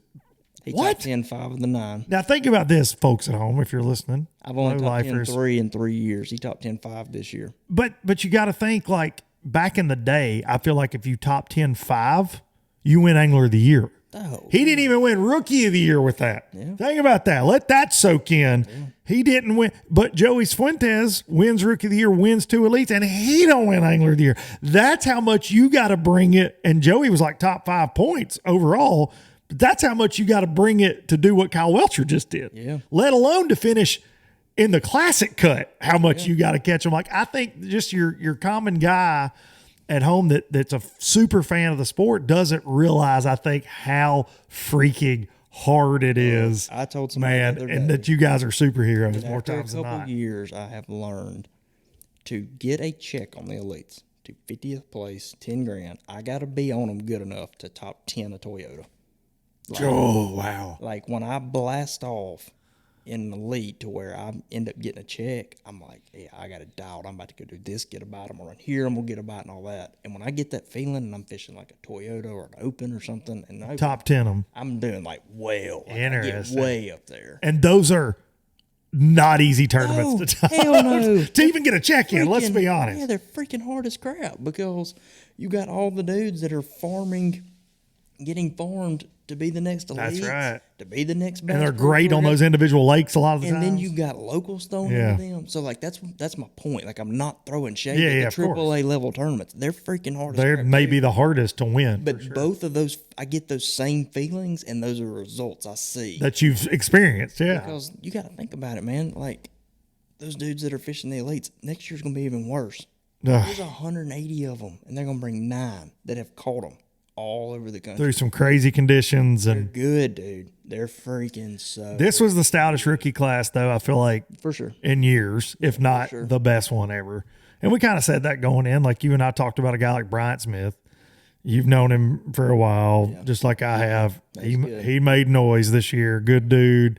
The Joey just out of his mind this year. Yeah. But has been, to be fair, for the last He's been really his whole. I mean, dude, he started when I did as a co-angler, and he caught the crap out of him as a co-angler. Yeah. And then when he finally made the switch over to the front FLW tour, he started catching them. Was very consistent, and so like none of this is surprising me. But winning two elites in 1 year is just so freaking hard, no matter who you are. And I think the coolest testament to Joey in that is one was on Seminole and one was on St. Clair. It's not like he had a specialty necessarily. You know, if some Florida guy won back-to-back Florida derbies, you'd go, oh well, he's the Florida goat. Well, and here's the thing: I've heard like, oh well, he had forward-facing sonar. Whatever, dude. They've been catching them out of the timber right there in freaking Seminole for Qatar, 200 years. A guy mentioned earlier on the show before you got here, Kataro Kiriyama, he won at Erie in Buffalo, and I forget the year, but he's making a crazy run. He's fishing like 100 feet of water for suspended fish on his Lowrance 2D, and I'll never forget watching that and being mind blown as a Tennessee dude, like, oh my gosh. And I remember telling my dad, like, we know nothing about what bass do, even back then, and I'm going, because we fish, Wilson and Pickwick and Wheeler with a lot of deep open water, like in particular on like a Wheeler or Wilson. I'm like, dude, do our smallmouth do that? Do they get out there under bait in 80 feet of water, Dad? Oh my God. And he's like, well, how are you going to find it? We ain't going to do that. Stupid. And now it's like you watch Champlain and we're learning so much, but I take it back. The point I was making is this is not new. Like watching a guy stare at a graph, all these smallmouth tournaments have been this way, or guys have just been dialed on a particular thing that separates them from the rest of the crowd for years. It's always something. It's either, the Humminbird guy's got Lake Master mapping. Ooh. Or now Lawrence's mapping is this. It's this much better. Oh, well, Garmin, man, they got this Panoptix deal coming out. And there's like Humminbird's got 360. There's Lawrence's down and sides mate. Like there's always advantages and disadvantages, right, to what equipment you run. But this is not news. Like you said, Kataro, again, same guy for Buffalo, almost won an elite on Seminole doing the same thing in the timber with 2D. Yeah. 20 years ago. Yeah, it's not new. It's just not new. And if you take that away, guys are still going to go catch them on 2D. Out of the timber. Or at Champlain now, they know they're out there. Yeah.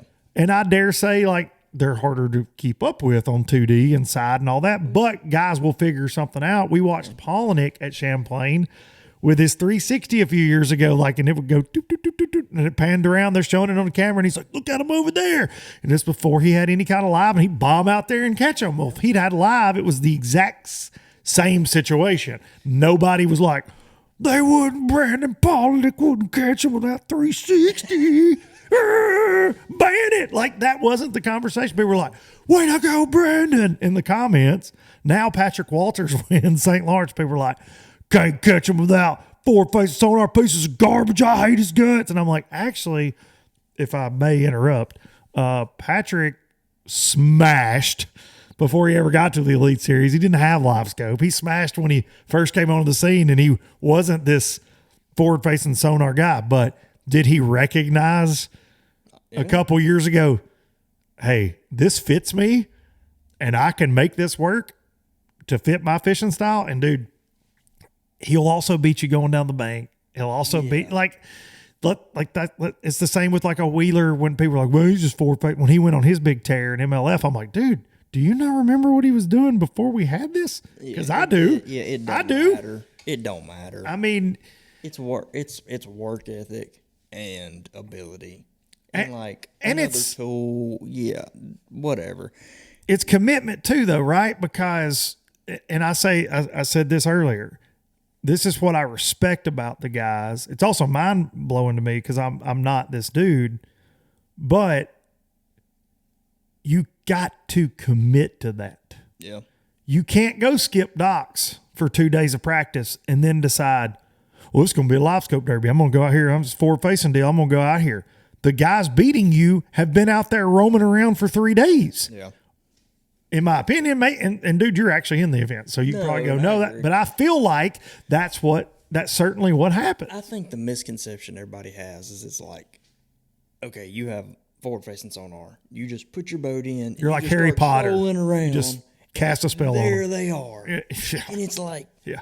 troll for freaking 3 days not see them. I still use the exact same elimination method for trying to figure out where the fish are. We're at Champlain. It's early fall. There's a lot of bait. As I'm riding around, I'm seeing on my 2D. No! And you can't use that anymore. it's a clear lake, and there's a lot of bait out here over 70 foot of water. Let me look around. You know what I mean? And so then I'm looking at drains, and I'm looking at this and that, and I'm seeing some bass out here. It just makes me efficient. You know what I mean? It's Efficiency is huge. It's not like I'm fishing new magical stuff. I'm fishing the same places I fished before, but instead of me humming my swim bait out there and counting it down to 20 and hoping to get a bite and reeling it back for an hour, and then I finally catch one, I'm like, okay, they're out here. I'm scoping around and I see one. I'm like, hey, he's 40 foot deep today, and I let it cuts sink. the time down. It just immensely. It just makes us efficient. Well, and that's what I said, dude. If you can complain, And here's the other thing: in their mind, they think every one of them bites. I bet 10% of them don't bite. if that, 10 to if 15% of what you throw out bites. The only time that it's almost a guarantee is when there's a wad of them. and they get competitive. If it's like a Cody Huff picture, like where he threw out there for and sure, 74 of them, you gonna get a bite. Yeah. But had you seen that on your 2D, or you just hummed your bait out there by them, they was gonna bite anyway. They're going to bite anyways. But when you're you're right. throwing at onesies and twosies, and 3 at some point starts to get a little easier, dude. When there ain't but 1 or 2 of them, I don't give a Them solo jokers don't. They don't bite. They don't like to bite. don't bite. Now I know guys watching that are like the Texas live scope gurus that chase them great big ones around would probably say, "Well, yeah, they will eventually." But I think they spend a lot of But there's time also- on one. But there's also a different. Yeah, they spend a lot of time, but they're also chasing 10-pounders that are out there hovering, Nothing. looking for Right. waiting on a meal. And Yeah. oh, here we go. But I mean, people been trolling around on Ontario for the last 2 years scoping fish. They ain't easy to catch anymore. No. No. They're not. They're hard to get over the top of. They're hard to freaking get them to bite. Well, and I think that's the only negative, and I'm obviously live scope fan, forward facing fan. It's the only negative I could see is we are fishing for fish that never saw baits in the areas. It's like, oh, well, I'm on the Tennessee River. I'm going to fish this stretch of docks. Well, I didn't get bit. Well, these fish on these docks aren't biting. Well, no, they're actually out behind me. Yeah. Right. Well, used to, I wouldn't have known to go look out there. And now before I leave a pocket, I go, oh, well, actually they're suspended out here under bait. So you are touching them more than we used to. That's the only negative that I have with it. And what does that do And before we long get too term? far, And then we're throwing fuzzy dice and somebody will be pissed off about my Texas comment. My point being to that, those still aren't easy to get. Those aren't easy. That's not the point you're making. Yeah, that's not the point I'm making. It's not that I think that's easy or whatever, but I feel like you're fishing for fish that when they get that big, they're dominant Yeah. Oh yeah. and they're aggressive, and there's ways to make them bite, and somebody puts a lot of time into learning. Right. This fish is in this depth zone. He's probably aggressive. And how they act on the screen. That's what I was gonna say. Like, Learn to you break can it down. It's see- like a you can- bedfish. that's Like right. you learn to can read them. see, like when they're down in the cover, he's probably not aggressive. Let me try this, that. Oh, he's floating 20 foot out over top of that tree. Daddy's looking for something to eat. That's right. You know what I'm Let's saying? get it back So, in front like- of him. So like there's methods to that I think those guys have mastered. No doubt about it. You know what I mean? No So doubt like, about it. I didn't want that to sound like I was throwing something. No, but solos are hard to catch. But solo smallmouth bass can be very hard to catch. But I think it's also can be said that if you're up cruising a flat 8 feet of water or less, Jen Clearwater up north, even 5 years ago, 10 years ago, before all this, and I see a 6-pounder swimming, they're not easy to catch. No, he's not easy. Now, do they bite? Yeah, Sometimes. sometimes. But I've seen a lot of them old black spots moving around over the years when I've got fortunate enough to go up there that just ignore everything and take off like they're shot out of a cannon. It's no different when they're out over 40 and you're looking at them on live. Yeah. They're just not. Sometimes they're just not. They don't want to bite. But on the same token, we say, and you experienced it, but then you look at the weights, and I watched the dang footage, and it's like there's a lot of 5 to 7 pounders that get snatched up, dude. And that fishery gets an enormous amount of pressure. Talking about the St. Lawrence, and it's kicking out the biggest weights ever. Yeah, it's good. And it's. Was it tougher though? Do you think? Now I know you guys had only 2 days of practice, and it was crazy weather first day of the Derby, especially.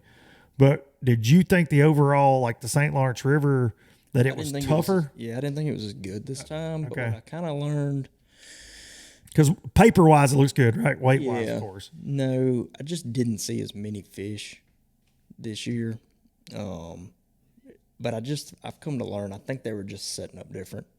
Different time of year, different. I fished there in August in a Toyota and run down to the lake one time and finished third. It was late August like this, and they weren't on anything I caught them on that same week. Interesting. So it was like, in my mind, I was like, oh, let's add A and B, and here's our answer. Yeah. We're just gonna and it wasn't like that.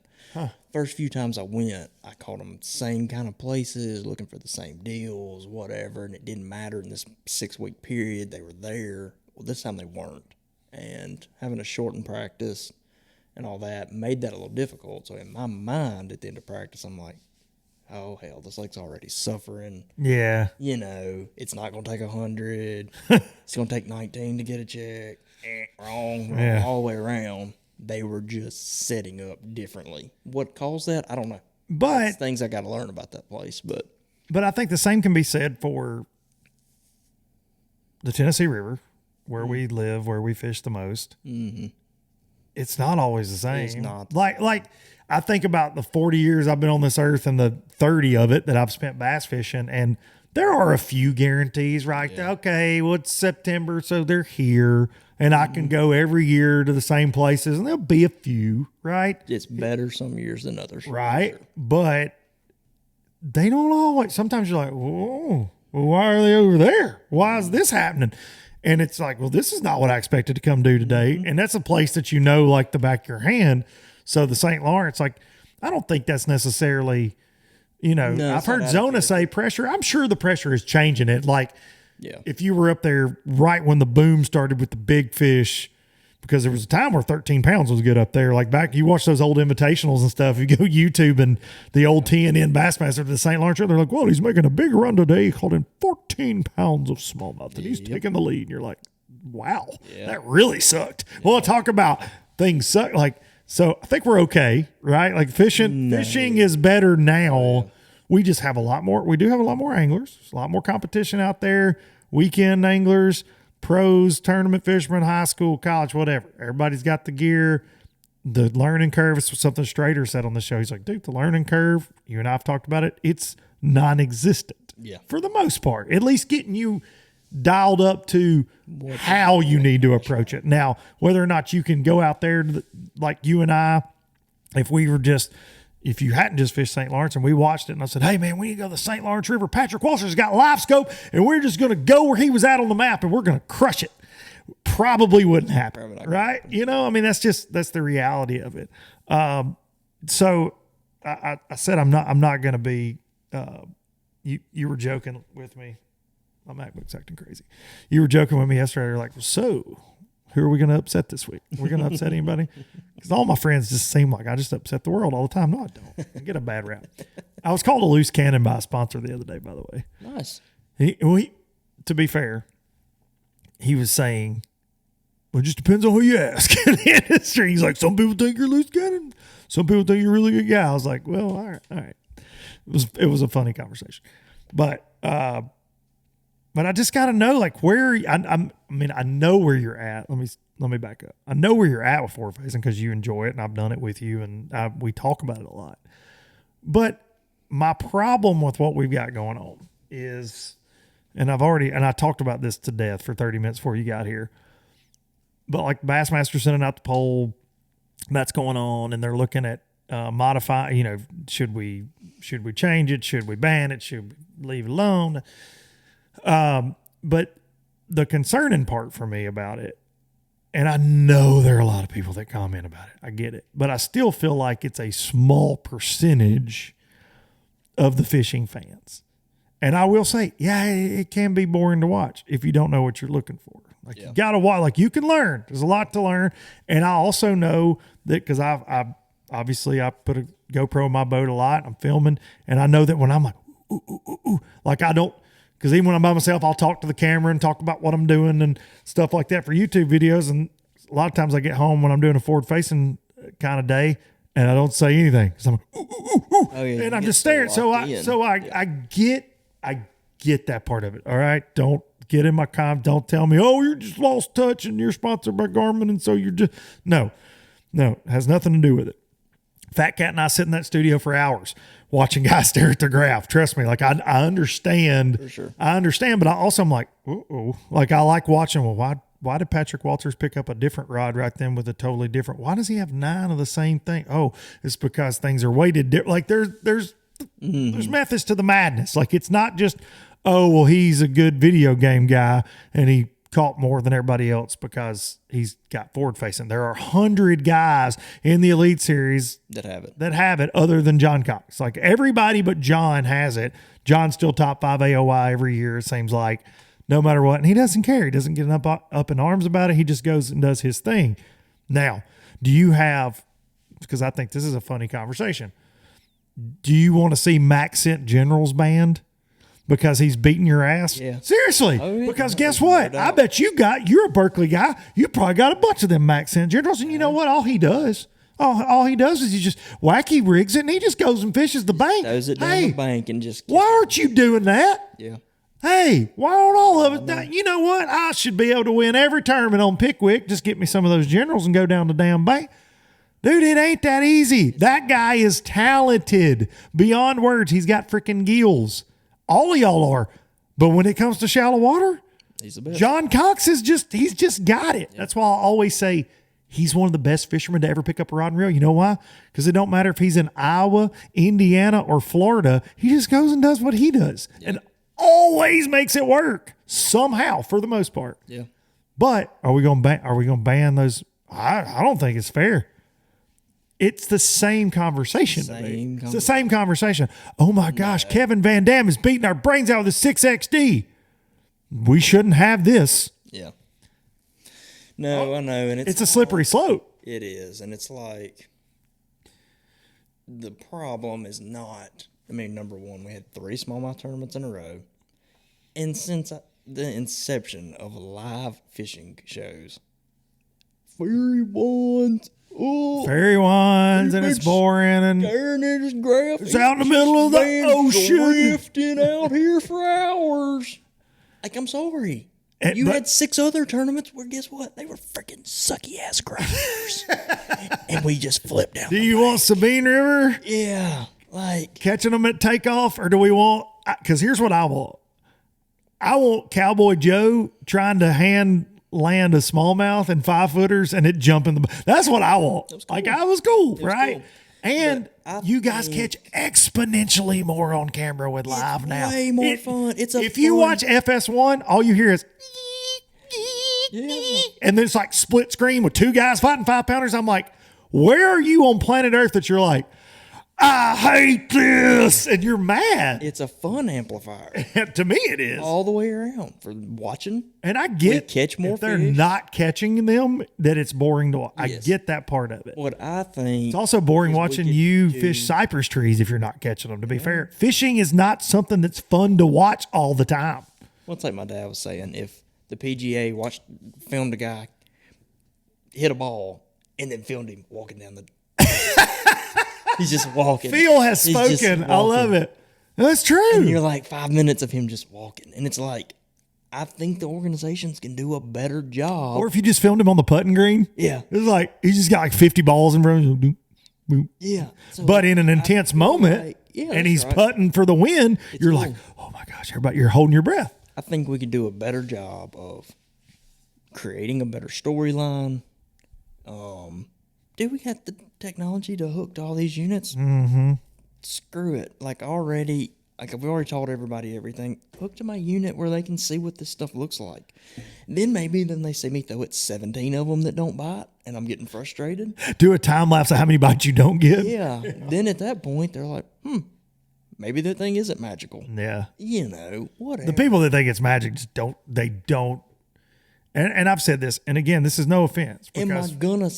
Is it an advantage? Is it a good tool? Yes. Yeah. So was 360. So was Lake Master Max. So was side imaging when it first came out. Can you imagine unmolested ledges and like you could see them out there 300 feet? Can I imagine, buddy? I lived it. Like you did. I grew up around here with a paper map, dragging a Carolina rig with my dad, trying to find a hard spot, and then all of a sudden I just go. And I ride by and go, oh my Lord, look how many are over there. Yeah. We never knew this. And like it changed everything. Right. And then we still had a paper map. And then like a year after that, it was like this Navionics thing happens. And I go to fish. I'll never forget. I fish an Everstart on Pickwick. And I'm like, dude, I know where every little turn is. It don't matter. And there's like 100 guys from out of town sitting on all the goods because it took them 5 minutes to figure out where the creek mouths and the ditches and the turns were. And I'm like, welcome to Thunderdome. This just changed immediately. But did I go, we should ban the maps so I can catch them better on Pickwick with no competition? Yeah. No, I didn't say that. And if you're saying, I don't know, dude, I just think it's dangerous. And it's like, I don't get into politics. I don't, but I think this kind of thing, I compared it to the gun thing, right? Like, I don't think anybody would disagree that there are terrible people that have used weapons they shouldn't have to do terrible things. Sure. Nobody, you and I are gun guys. We're hunters. We will always whatever. But it's, if you start it. Yeah. Where does it end? Where does it end? Yep. And that's where people get nervous. And I said, the same people, I feel like, because it's kind of the demographic thing, that would make a comment going, well, you can't do that because that's a slippery slope, are the same people in the outdoors industry that are now going, ban it, get this devil box off the front of these boats. Yeah. And I'm going, okay, well, if we start that, then let's just take them all off. Yep. Let's take them all off. Yep. You don't get GPS. Yep. You can't waypoint that bedfish. You can't waypoint that dock in the back of that pocket because like me, I'm getting a little older. I'll forget which post I got to bite on that I shook off in practice, and I go, boop, I put me a dot and I move on. Something I use every time I go, even fishing at home. Oh, there's a new brush pile I didn't see, or oh man, I didn't notice that law. I've never seen that before. And I make me a dot. All goes away. Let's throw away all you hummingbird guys. Let's throw away your 360. It's over. Because here's the thing. I'm a Garmin guy, and by contract, I can't run hummingbird. Okay? 360 is awesome. I'll say that. It's freaking awesome. There's been a lot You're of a Lawrence guy. You got can't seen on a 360 and got caught. Ain't no doubt about it. You no doubt about to it. See his fins wiggling to catch him. I just need to know he's there. Yeah, that's right. I'm fishing down through there, and that sucker rotates, and I'm like, hey, there they are. Yeah. Fire over there. Like, I can hit. It says he's 40 foot out there, and he's at 10 o'clock. I can do that. Yep. I can make that cast. I don't have to see the dot go down to the bottom. No. I know he's out there. I know how to make my bait work to where. But why are we not seeing?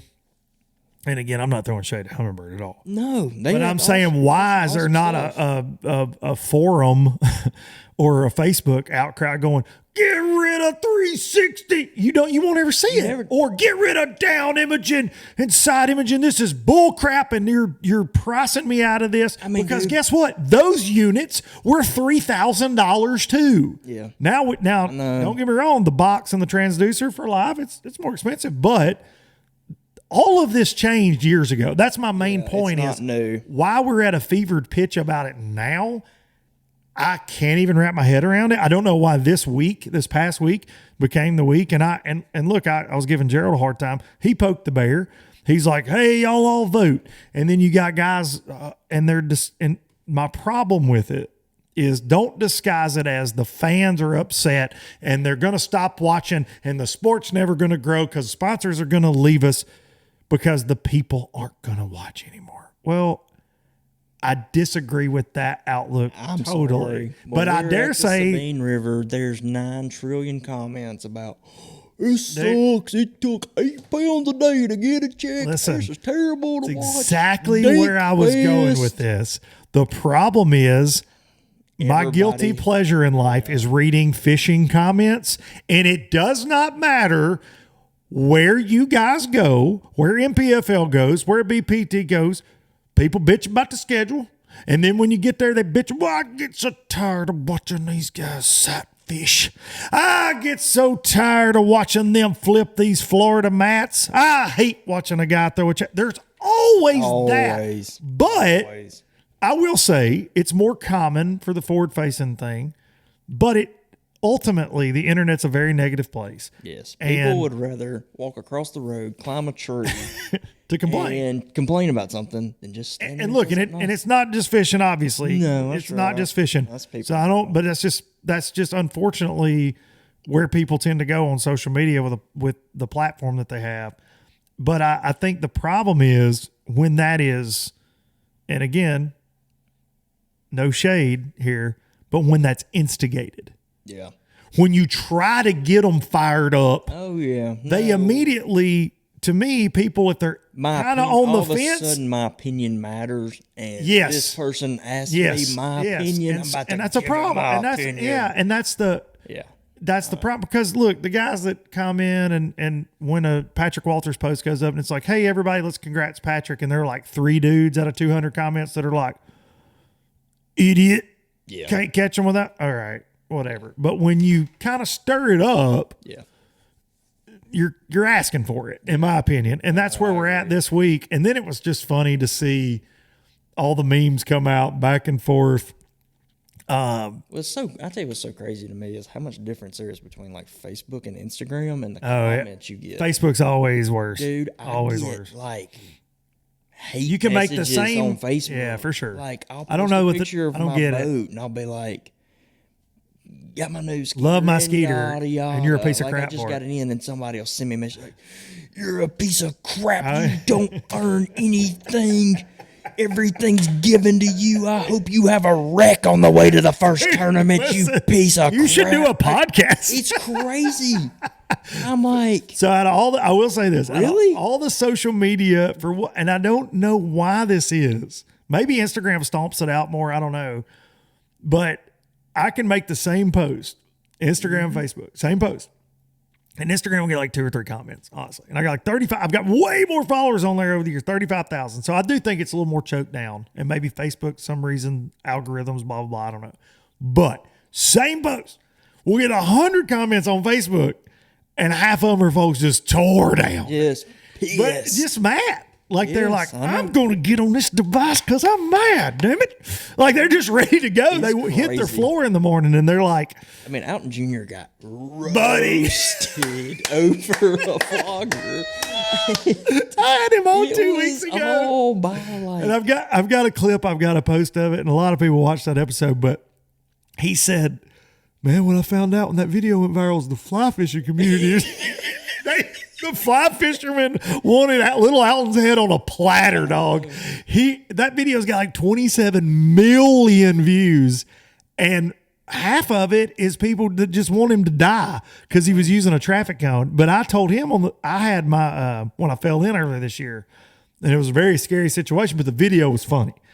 The way I edited it ended up being funny because I was like, well, that was effing terrible. I got cussed and whatever, and people were like, oh my gosh, this is hilarious. Dude, I was in the water for like 6 minutes in like 52-degree water, and it was like really actually terrifying. Yeah. But when I came home and watched the footage, I was like, oh, this is funny. But it's also a PSA like kind of deal. Be careful and bring extra clothes and don't be like me. correct. And it went viral. And you can always tell because it gets out of the realm of your normal followers. And I've said this a bunch on here, but dude, people were like, idiot ass bass fisherman with too many rods. Why couldn't you have drowned? And you're like, whoa, this escalated fast. But it's funny. What gets the views up is always the negative engagement. It's sad that that's our world, right? Instead of people going, oh, this was funny. Glad you're all right. Oh my gosh, dude, how did you not lose all your rods or whatever the comments were? There were so many that were like, wish you were dead. Idiot bass fish. Look at the idiot bass fishing with his rods at his feet. I'm like, what? Like there were so many, but yeah, Alton, I wish Alton and I could have done an hour where he just read his bad comments. And maybe we will. Maybe we'll just do maybe we'll do a Zoom call. Me, you, we'll just get like 5 of us all on a low budget live and read how Jimmy Kimmel used to do the celebrities read mean tweets. Maybe let's just read for like an hour. I think that'd be funny. Yeah. I need to write that down in a notebook because Little Alton's probably going to beat us because that's a super viral video. He's won for sure. But I've got some humdingers, buddy. So I don't know. I don't Sorry, get it. that's a rabbit hole, but Yeah, no, I don't get it. But that's why I don't put any weight into reading this stuff. yeah. 72% don't want forward-facing sonar, and I'm like, Whatever. maybe it's just the demographic that this post got sent out to. Yeah. Like fly fishermen, no fly fishermen followed out, and next thing you know, 27 million followed it. I know. So it's so like, weird. However that algorithm works, all Yeah. that. Like, dude, I don't Well, they just throw any it- weight into. I guess it's like how it ends up to other fishermen that aren't bass fishermen is they search, it's all search based or whatever. They search fishing. So Yeah. Facebook, not knowing the difference, just kind of like vomits it to everybody once. Ooh, well, this might be something they're interested in, kind of thing. I don't know, man. If that was the only thing there was negativity around and all that, I'd be like, okay, let's look into this. I agree. It doesn't matter. It doesn't matter. 72% of the fans don't want us to go back to the Sabine River. But in the next breath, they'll be like, but I want to watch Greg Hackney swim a jig. And I'm like, hey, that's all he did, actually. So Yeah, there you go. watch it. It's there. It was a good time. We did Pond Wars.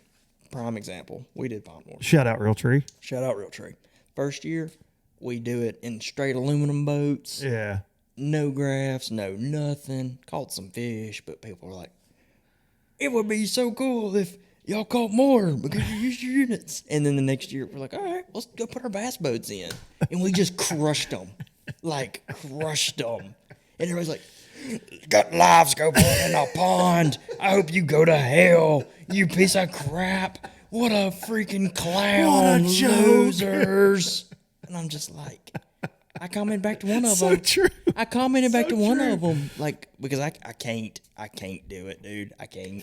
No, you don't have it in you. I You're don't like have it in me. me. I get Like you'll too ignore mad. 50, but the 51st one, you're like at some choking up on the point. bat. Yeah, I'm the same way. I'm like fixing to hit it. Like yeah. I comment to the dude, and I'm like, well, actually, here's a link to last year's video where we just fished with no electronics and ratty aluminum boats, yada yada. And like, that wasn't good enough. I hate 10 rigs. Yeah, so I mean, I've given up on all that. Social media is not the place to go gather polls of information. No, Because it's really to be not. honest with you, the people that don't really care and they just enjoy what we're doing on it, they don't want to exert the energy to get on there and get in an argument with somebody when they say, Oh, dude. I like forward-facing sonar tournaments. I think that we could do this, or I like It's- that. They know good and well that the 9 people that ain't got nothing to do today but get on there and talk Yeah. about it are about to jump on them, and so it's skewed. Screw all that. Well, it's- I ain't even trying to hear that. Well, what's interesting to me too, and I think, and it is that minority that speaks the loudest at Yes. times, but like doing this show, I know how many views and how many downloads it gets each week compared to comments, right? Or the people that don't have the ability to comment because they listen to the DMs that I get, and dude, it's huge difference. Yeah. And so I know people show back up. So if you got 3 people in the comments that are like, I don't know why you do this because you suck. And it's like, well, because the other people just either enjoy it, or if they disagreed, they didn't feel like they needed to go, hey man, I think you're a piece of crap for saying that, right? Publicly. So I think that's the same thing with this. There are probably thousands of people that have watched every event y'all been in, every minute of it, every minute of FS1 coverage, and don't care either way. Yeah. And I think that's fair. But now we're using what we're hearing on social as the driving force. And again, may get killed on this episode, and I'm sure there'll be plenty that are like, I can't afford it. You get one for free, so you can say that. Here's what I would say to that. I would Absolutely. I would buy 3 if I needed 3 and would save up to do so however I needed to. If I thought that made my fishing more enjoyable. And like I said before you got here, I said for me, that doesn't get to go as much. Like I'm not tournament fishing. I don't get to fish as much because I'm busy with a lot of things. Dude, it cuts my time down. Yeah. Like I know I can go pull into an area like on my home lakes and go, it's either they're here or they're not. I'm never going to say it doesn't make you more efficient. Like, yeah, that's my thing. So it's super on that. But at the same time, I also like to catch them punching mats. I love to sight fish, which have a sight fishing tournament. Read those comments. Yeah. Can we do that? Can we just ban that forever? Oh yeah. You know what I mean? Like, dude, that's more. You're killing the fish. Yeah, let's do that. And then you got MLF tried to stop like the boat flip kind of hate that people would get, and they still get hate for a million different other things. And so you're never going to satisfy everybody. But all right, we're going to end on this one. Do you think something will happen? Like you as an Elite Series angler, all this talk, everything going on at a feverish pitch. What do you think? I think it would be foolish for them to ban it completely. That's going to affect a lot of sponsor dollars that comes back. Well, should be coming back. Mullen's eyes started twitching. Yeah, David Mullins somewhere right now is going, oh, no, stop, Justin. Quit, damn it. It's money that should be going back wherever it goes. The kitty. But it's money that's going to the organizations that allows us to be able to have these tournaments and stuff. Like they're buying commercials, people are buying units, whole 9 yards. If it was a deal where everywhere we went, everybody just won on it and all the top 10 were doing it and all that, like, I could understand. But Luke Palmer was using it in what I thought was a freaking awesome deal. Nobody else did. Yeah. Oh, yeah. Nobody else it's incredible. Doing that. I've seen Scott Martin flipping reeds with it, dude. Yeah, like, that's incredible. So it's like one person in the top 10 was like super dialed with it. But did any fan at home know that Luke Palmer was doing that? No, because he looked like he was fishing cypress trees. That's right. Did look like he was fishing cypress trees. And so they were okay with it. Joey wins out of the timber, where 10 million tournaments have been won in Seminole, but he was the only one that figured it out. Everybody's throwing Cincos and whatever. Blasting them up shallow. And so, does it get utilized everywhere we go to some extent? Is it dominating everybody that's getting paid on the terms? No, not even close. Until you go to a smallmouth fishery. And before that, they were still just staring at their 2D. Yep. Like we still used it. Unless they're on the bed. You're roaming aimlessly, drifting flats with a drift sock, because that used to be how you had to do it. That's right. Or you're using 2D. But now we have power pole drift paddles. Shout out power pole. No, we're going to ban those too.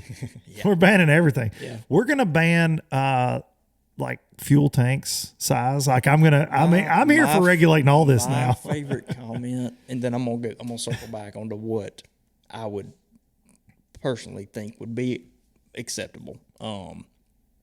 My favorite comments though are the ones that are like, you should ban live scope. Also, you should only use an 18-foot boat with a 150. And I'm like, and go to Lake Ontario and die. Go back and watch TNN videos. Like, I don't know what to tell you. It's not 94 anymore. Like, I get it. That was cool. And that was your heyday when you were fishing. But like, well, and that's where, and I said that's when the price changed on everything, is when the horsepower reg changed. Yeah. And I think that's when a lot of guys felt like they got pushed out. And I get that. I get it. But too. Also, what I said was you could go buy a new Chevy for 15 grand too back then. That's right.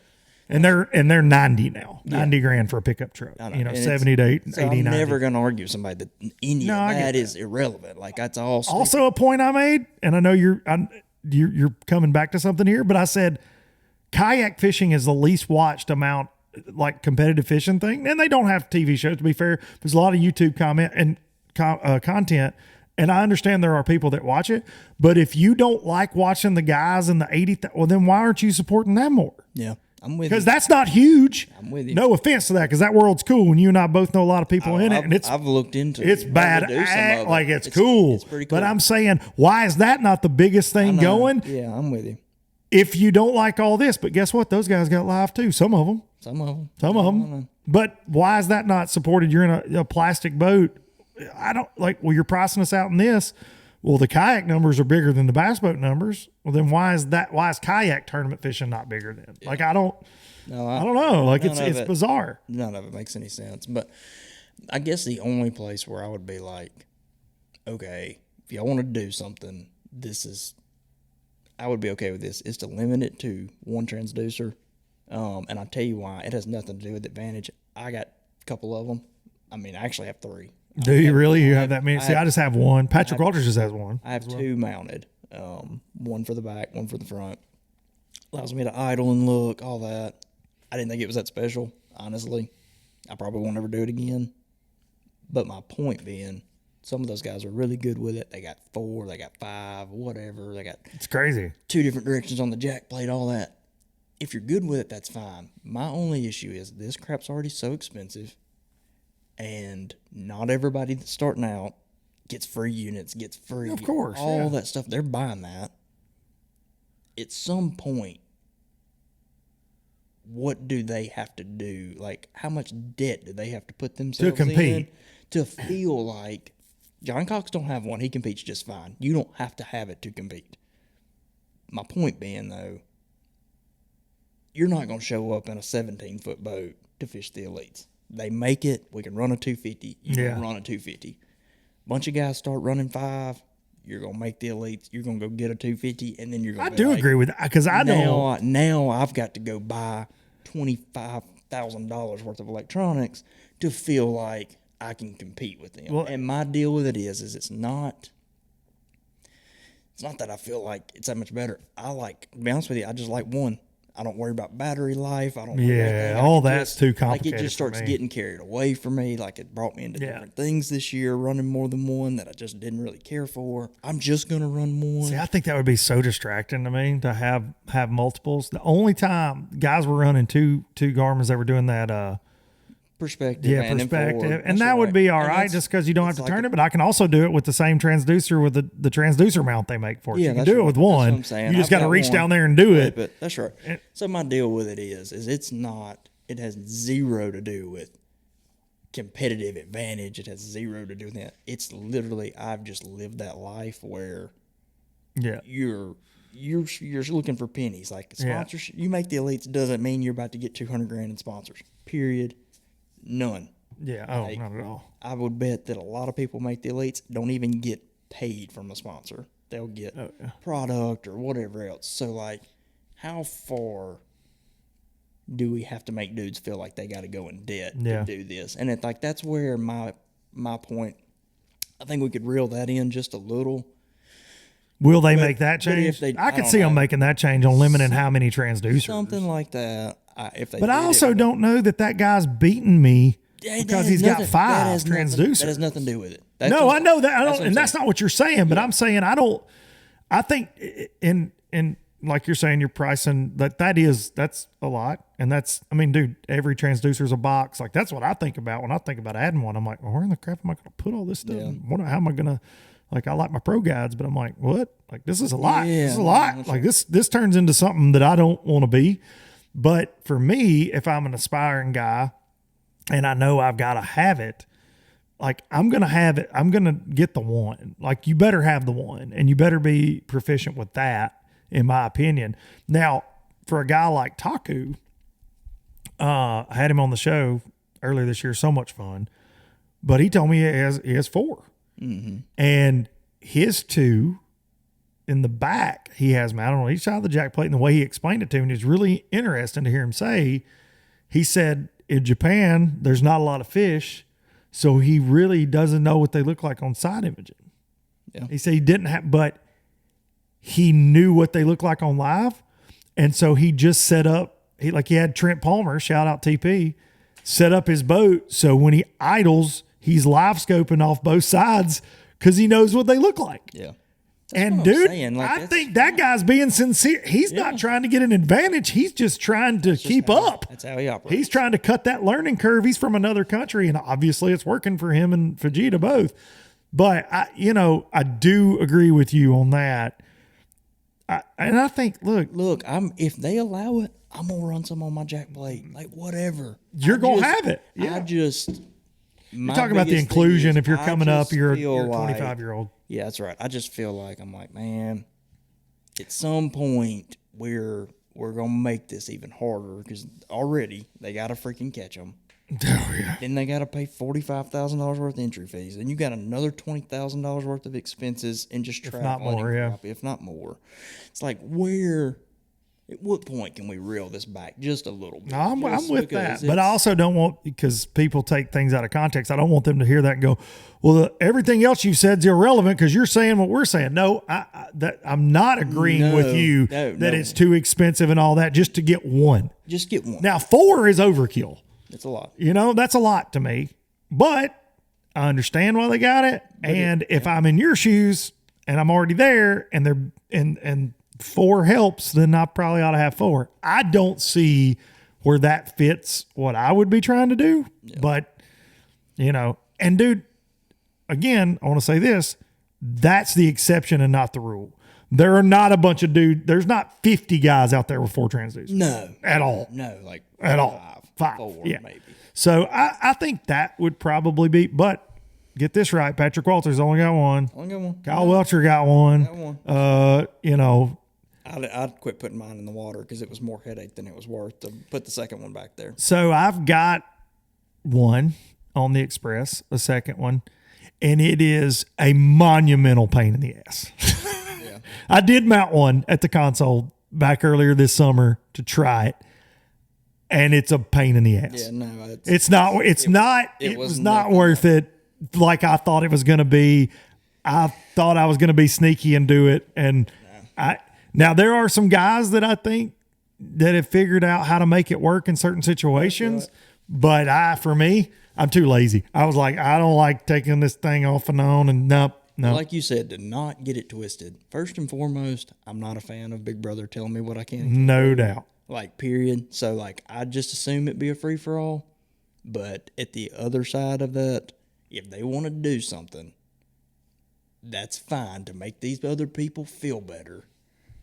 They can do that, and I feel like by doing that, it doesn't take away from being able to have forward-facing sonar, but it also benefits people that are maybe more of a financial burden. Yeah, because like I said, don't get it wrong. Like, I'm not sitting there saying forward-facing sonar is too expensive to be able to be whatever. Like, I'm not getting into that argument because you already bought the $80,000 boat with the $3,000 trolling motor, spot like, locks, and because that's the people that make my eye twitch when they make that comment. Like, the guy that doesn't have a boat or doesn't have a kayak or whatever wants to tell me he can't afford it. I'm cool with that. I get that.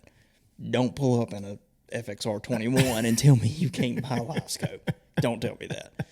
Anyways, you just should have added that to your daggum your note at the dealership for another $20 payment a month. Yeah, you just weren't thinking when you were buying that boat, son. So, but my point is, I feel like if they do it to where they limit to one, although that wouldn't be my first pick, I would accept that just because the people that want something done, it's gonna scratch their back. A little bit. It'll tickle them a little bit. Give them. But again, like you're saying, 5 guys got multiples. If they cut it down to 1, you're still gonna get beat by everybody that's got the one that knows how to use it better than you do. That's right. You better adapt. But then at the same time, I feel like it's something that's gonna take a little weight off of potentially a rookie's plate. Yeah. Or somebody that's. I guess.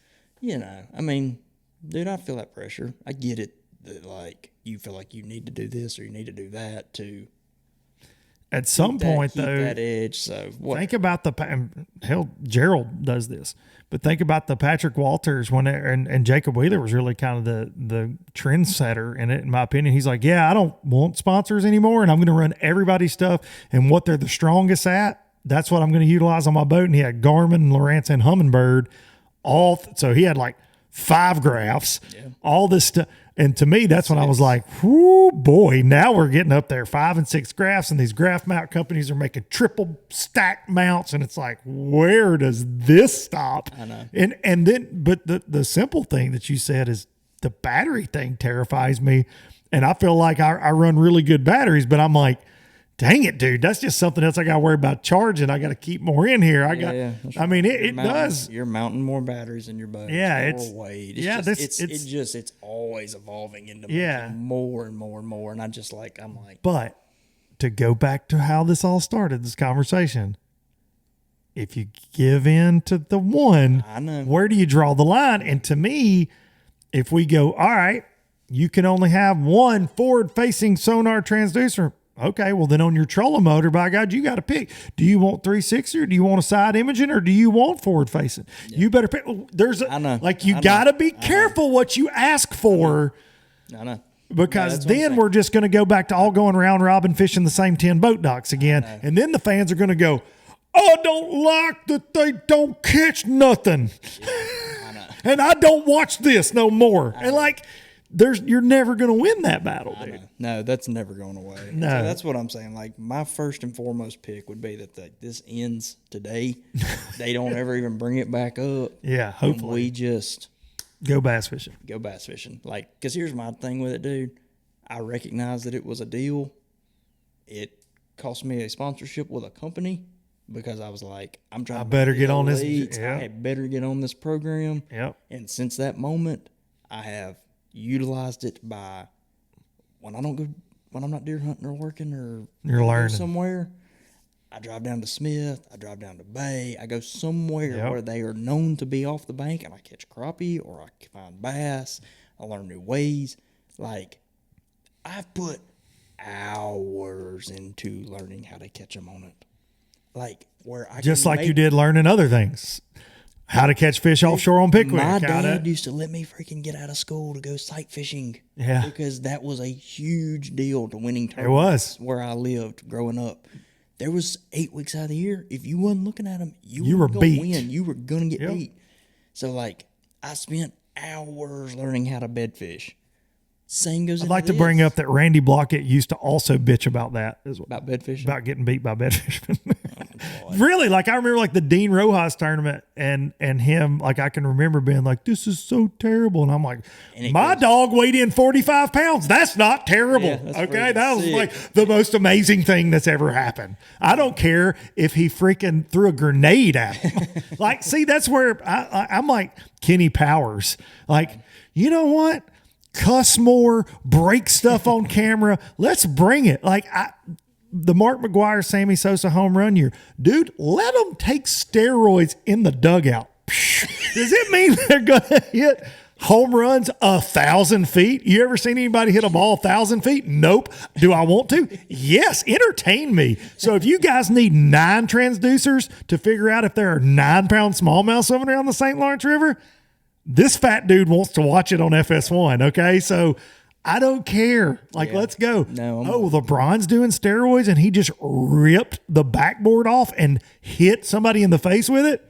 I want to see that. Well, the end of the day is steroids didn't give Mark McGuire greater hand-eye coordination. 1,000,000%. But, buddy, did they mean he could smash that little white ball when he made contact? But he could smash it when he made contact. And he could not put his arms down because he looked like the biggest freak of nature.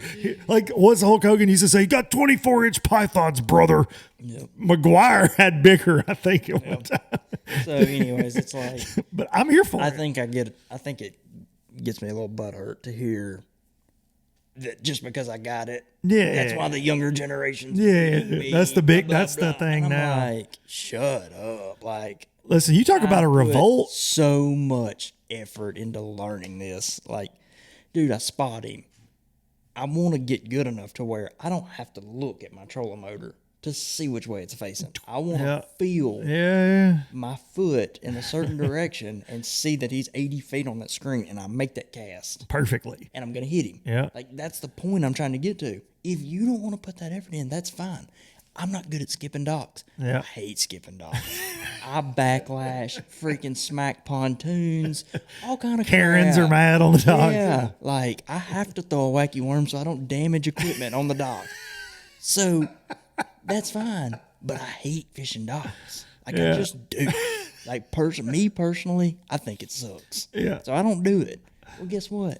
When we get should to a ban dock 'em. fishing lake, I'm not like, We're banning wacky rigs. I hate They should floats. ban your good bait casting skills. Yeah, like screw Because all I'm that. sitting at home watching, and I can't skip a dock like that. So screw these guys. Yeah, That's like, essentially so what you're that's- saying. It's the same difference. Silly, man. And so it's like, I just take it on the chin, or I go try to find something else to do. Yeah. And they And pray that it's not a dock tournament. yeah, you know what I mean. So it's like I get that's it, dude. that's my whole thought process on it. But I think in people's minds, it's not. It's like forward-facing sonar. They just put their boat in, and then there's just bass everywhere, and they all bite, and they reel them all in, and it's so easy. the biggest thing, the biggest takeaway, and just kind of wrap it up, is it's so sad because fishing is so fun. It is.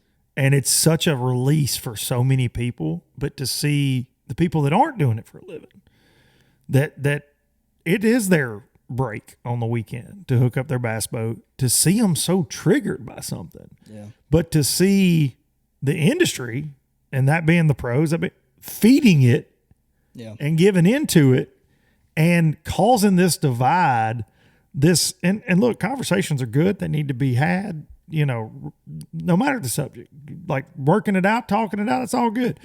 But eating our own, Yeah. essentially, I always say this about like hunting posts. You see a guy with a deer and they're like, when other hunters attack other hunters, it's like, dude, you're just inviting in the anti-hunters to go like join the party. Like, don't do this. Or the guy that posts a 5-pounder and he goes, oh, I caught this 5-pound, 4-ounce nice bass today. And he's not a tournament fisherman. And people in the comments are like, yeah, you piece of garbage. That's a 2-pound 10-ouncer and you're an idiot. And I'm like, why do we do that? I don't. Why do we do that? And this forward-facing argument is the same thing.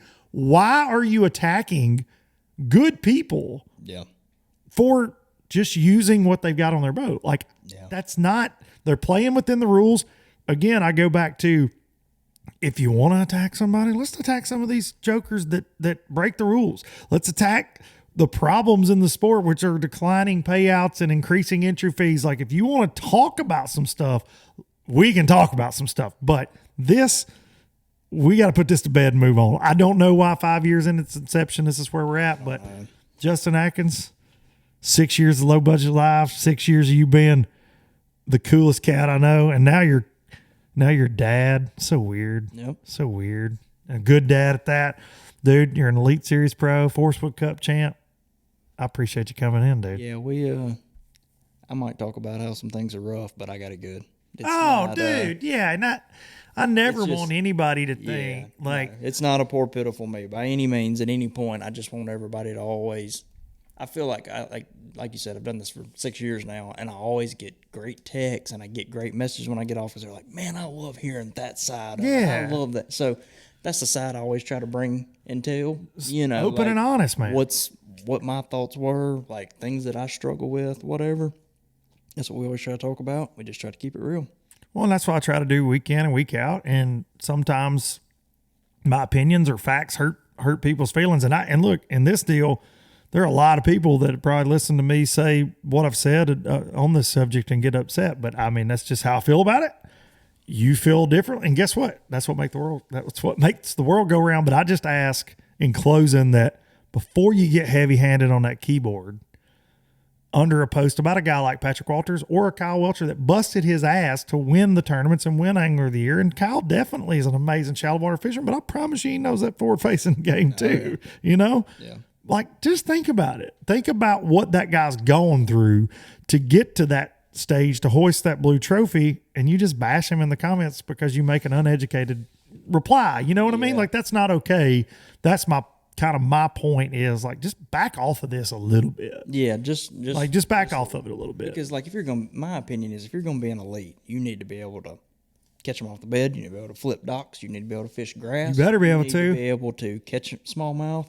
You need to know what forward-facing sonar looks like. You need to be able to side scan. You need to be able to do it all. You better be able to. You're going to be an elite. Yep. And so, let's get off of riding the dudes that have put the effort in to be good at this thing. Yep. You know what I mean? Like, let's get off that, because some of them struggle when we doing other stuff. They always been this way, They man. need to put their time in to learn this other stuff. Used to, the shallow guys got really, really antsy when the swing came to go to Kentucky Lake and Pickwick Lake and Gunnersville and the ledge deal, because you knew the 10 or 12 guys that were fixing to beat your brakes out there. And guess what? Back then, everybody had the same units. Everybody had the same access to go side scan all day, but you had some that were more committed than others to getting off the bank and looking and then learning how to catch those fish once they found them. And then you had guys that complained, well, I hate going to these ledge tournaments because those guys have an advantage. Well, you had an advantage when we were skipping docks and throwing a square bill down the bank too. Right. And those guys don't like to fish that way. That's right. I'll never forget, we'll end on this one, being at Lake Hartwell, an FLW Tour event 2016 maybe. And I'd been over there 2 weeks before. We had a 2 week off limits at that point. I went over there the weekend of the cutoff. The water was in the 40s and they were like 20 to 40 feet deep. And I had my dad with me and we blasted on. And I was like graphing and finding brush piles, and it was in drains, and it was awesome. We were catching big spots and big large amount of water. It was cold. 2 weeks comes, and it warmed up, and I showed back up for practice, and the water temperature was like 55. So immediately my mind goes, oh, they heading to the bank. Like like this is fixing to change. But I said, I'm going to go run my 3 best offshore places that I found. This first morning of practice, I was like, and I made a deal with myself. I'm like, but if I don't see them, like, I'm gone. Like, I'm just going to go start looking, because I'd been to Carolina before. And like, when that water, like, things start happening, right? And it's everywhere in the country, but there's a magic number. And I was like, this ain't good. If it's this warm this morning, this ain't good. So I go run like 3 drains that they were piled up in. I graph them and they're gone. And I'm like, well, maybe I'm just not seeing them. I'll just cast around with my jig and don't get a bite. And so I went to the hill, and dude, they're just cruising. And they're everywhere. And I'm like, right, roll. And so, there were a ton of guys that missed it that week. They just refused to give that up. And I'll never forget being in the weigh-in line. First day, and I called them, and called them all looking. And Randy Haynes shows up. Randy Haynes, who was arguably one of the greatest offshore fishermen, like nobody's going to argue that. And he had 2 in his bag, and we're sitting at the tanks, and he goes, hey, old boy, do you mind telling me, like, I'm clueless. I am absolutely clueless. And I said, well, how deep are you fishing? He goes, well, I've been out there in 20 plus feet all week. And I said, I just kind of smiled and said, well, yeah, like that's not going to get it. And he goes, oh, don't tell me that. And he was immediately upset, but it's like, to me, though, it's the same thing, but it's the same. That guy was committed. But when we were in June on Pickwick and he top 5, I didn't have that commitment to go just do what he did for 3 days, even knowing it was going to go down like that, because there's grass and there's this and that. And so, but I loved that he was not going to shake that, but he was like, oh, don't tell me that. Oh, don't tell me that. But he had spent 3 days behind his graphs trying to find, and just hadn't, and just thought, well, I just don't know what's going on, and never thought, but it wasn't his style to just go to the, well, they're just up here. Yeah. He was not going to do that. And I feel like we're living that right now. It's the same deal. You can get burned by live scope, just like Keith Poche can get burned by having a little aluminum boat, just like whatever your deal is. That's right. John Cox will get burned every now and then. It's rare. I don't know. He's got gills, but it happens every now and then. He'll throw a bad one up every now and then. But I say we just ban everything. Just rowboats. Let's just stop having tournaments. Yeah, we're just gonna have aluminum boats, and we're gonna paddle them out there. Or I think Bass should do. Have you seen this hand slapping, this slap fight thing Dana White's got? USC, you literally, oh my gosh, power slapping. You slap the crap at each other. Yeah. Well, I think Bass should just go in and electroshock bass before, get some fish, put them like a kiddie pool, and you got to fight them. How about that? Let's do it. Let's just do it. Okay. Whatever will just make everybody happy. So coming to the pool now, Justin Atkins. He's wearing his Skeeter Speedo. And you just got to, you're trying to catch him. And then they add trickery in there. They're like, oh, what's this? And all of a sudden an alarm goes off and they throw a gar in there and you're like, ah! You got to dodge the gar while you're trying to get your hands on it. Yep. Oh, I know. Right. Ladies and gentlemen, make sure you follow Justin Atkins. supporting him on social media, not giving him crap. Buddy, I appreciate you. Yep. You're the man. We'll do it again next August. We're going to play Biloxi Blues going out next August. That's the only time you're home and I'm home, and it makes sense. Be sure to subscribe to Luke Duncan's Traveling Circus YouTube channel. If you're not, leave us a good review on iTunes, on all the audio stuff. Hug your mama. Thank y'all for listening. I'll see y'all next week. From Jackson Town to Tupelo, I never could make it last. Spanish moss and Civil War ghosts, well, I'm gonna leave them in the past. Any direction, Lord, I'll be fine. It don't matter, east or west. North, south, wherever the wind blows, I'm leaving those burdens at rest. This highway, it does not know my name, and I don't care, no, I don't care.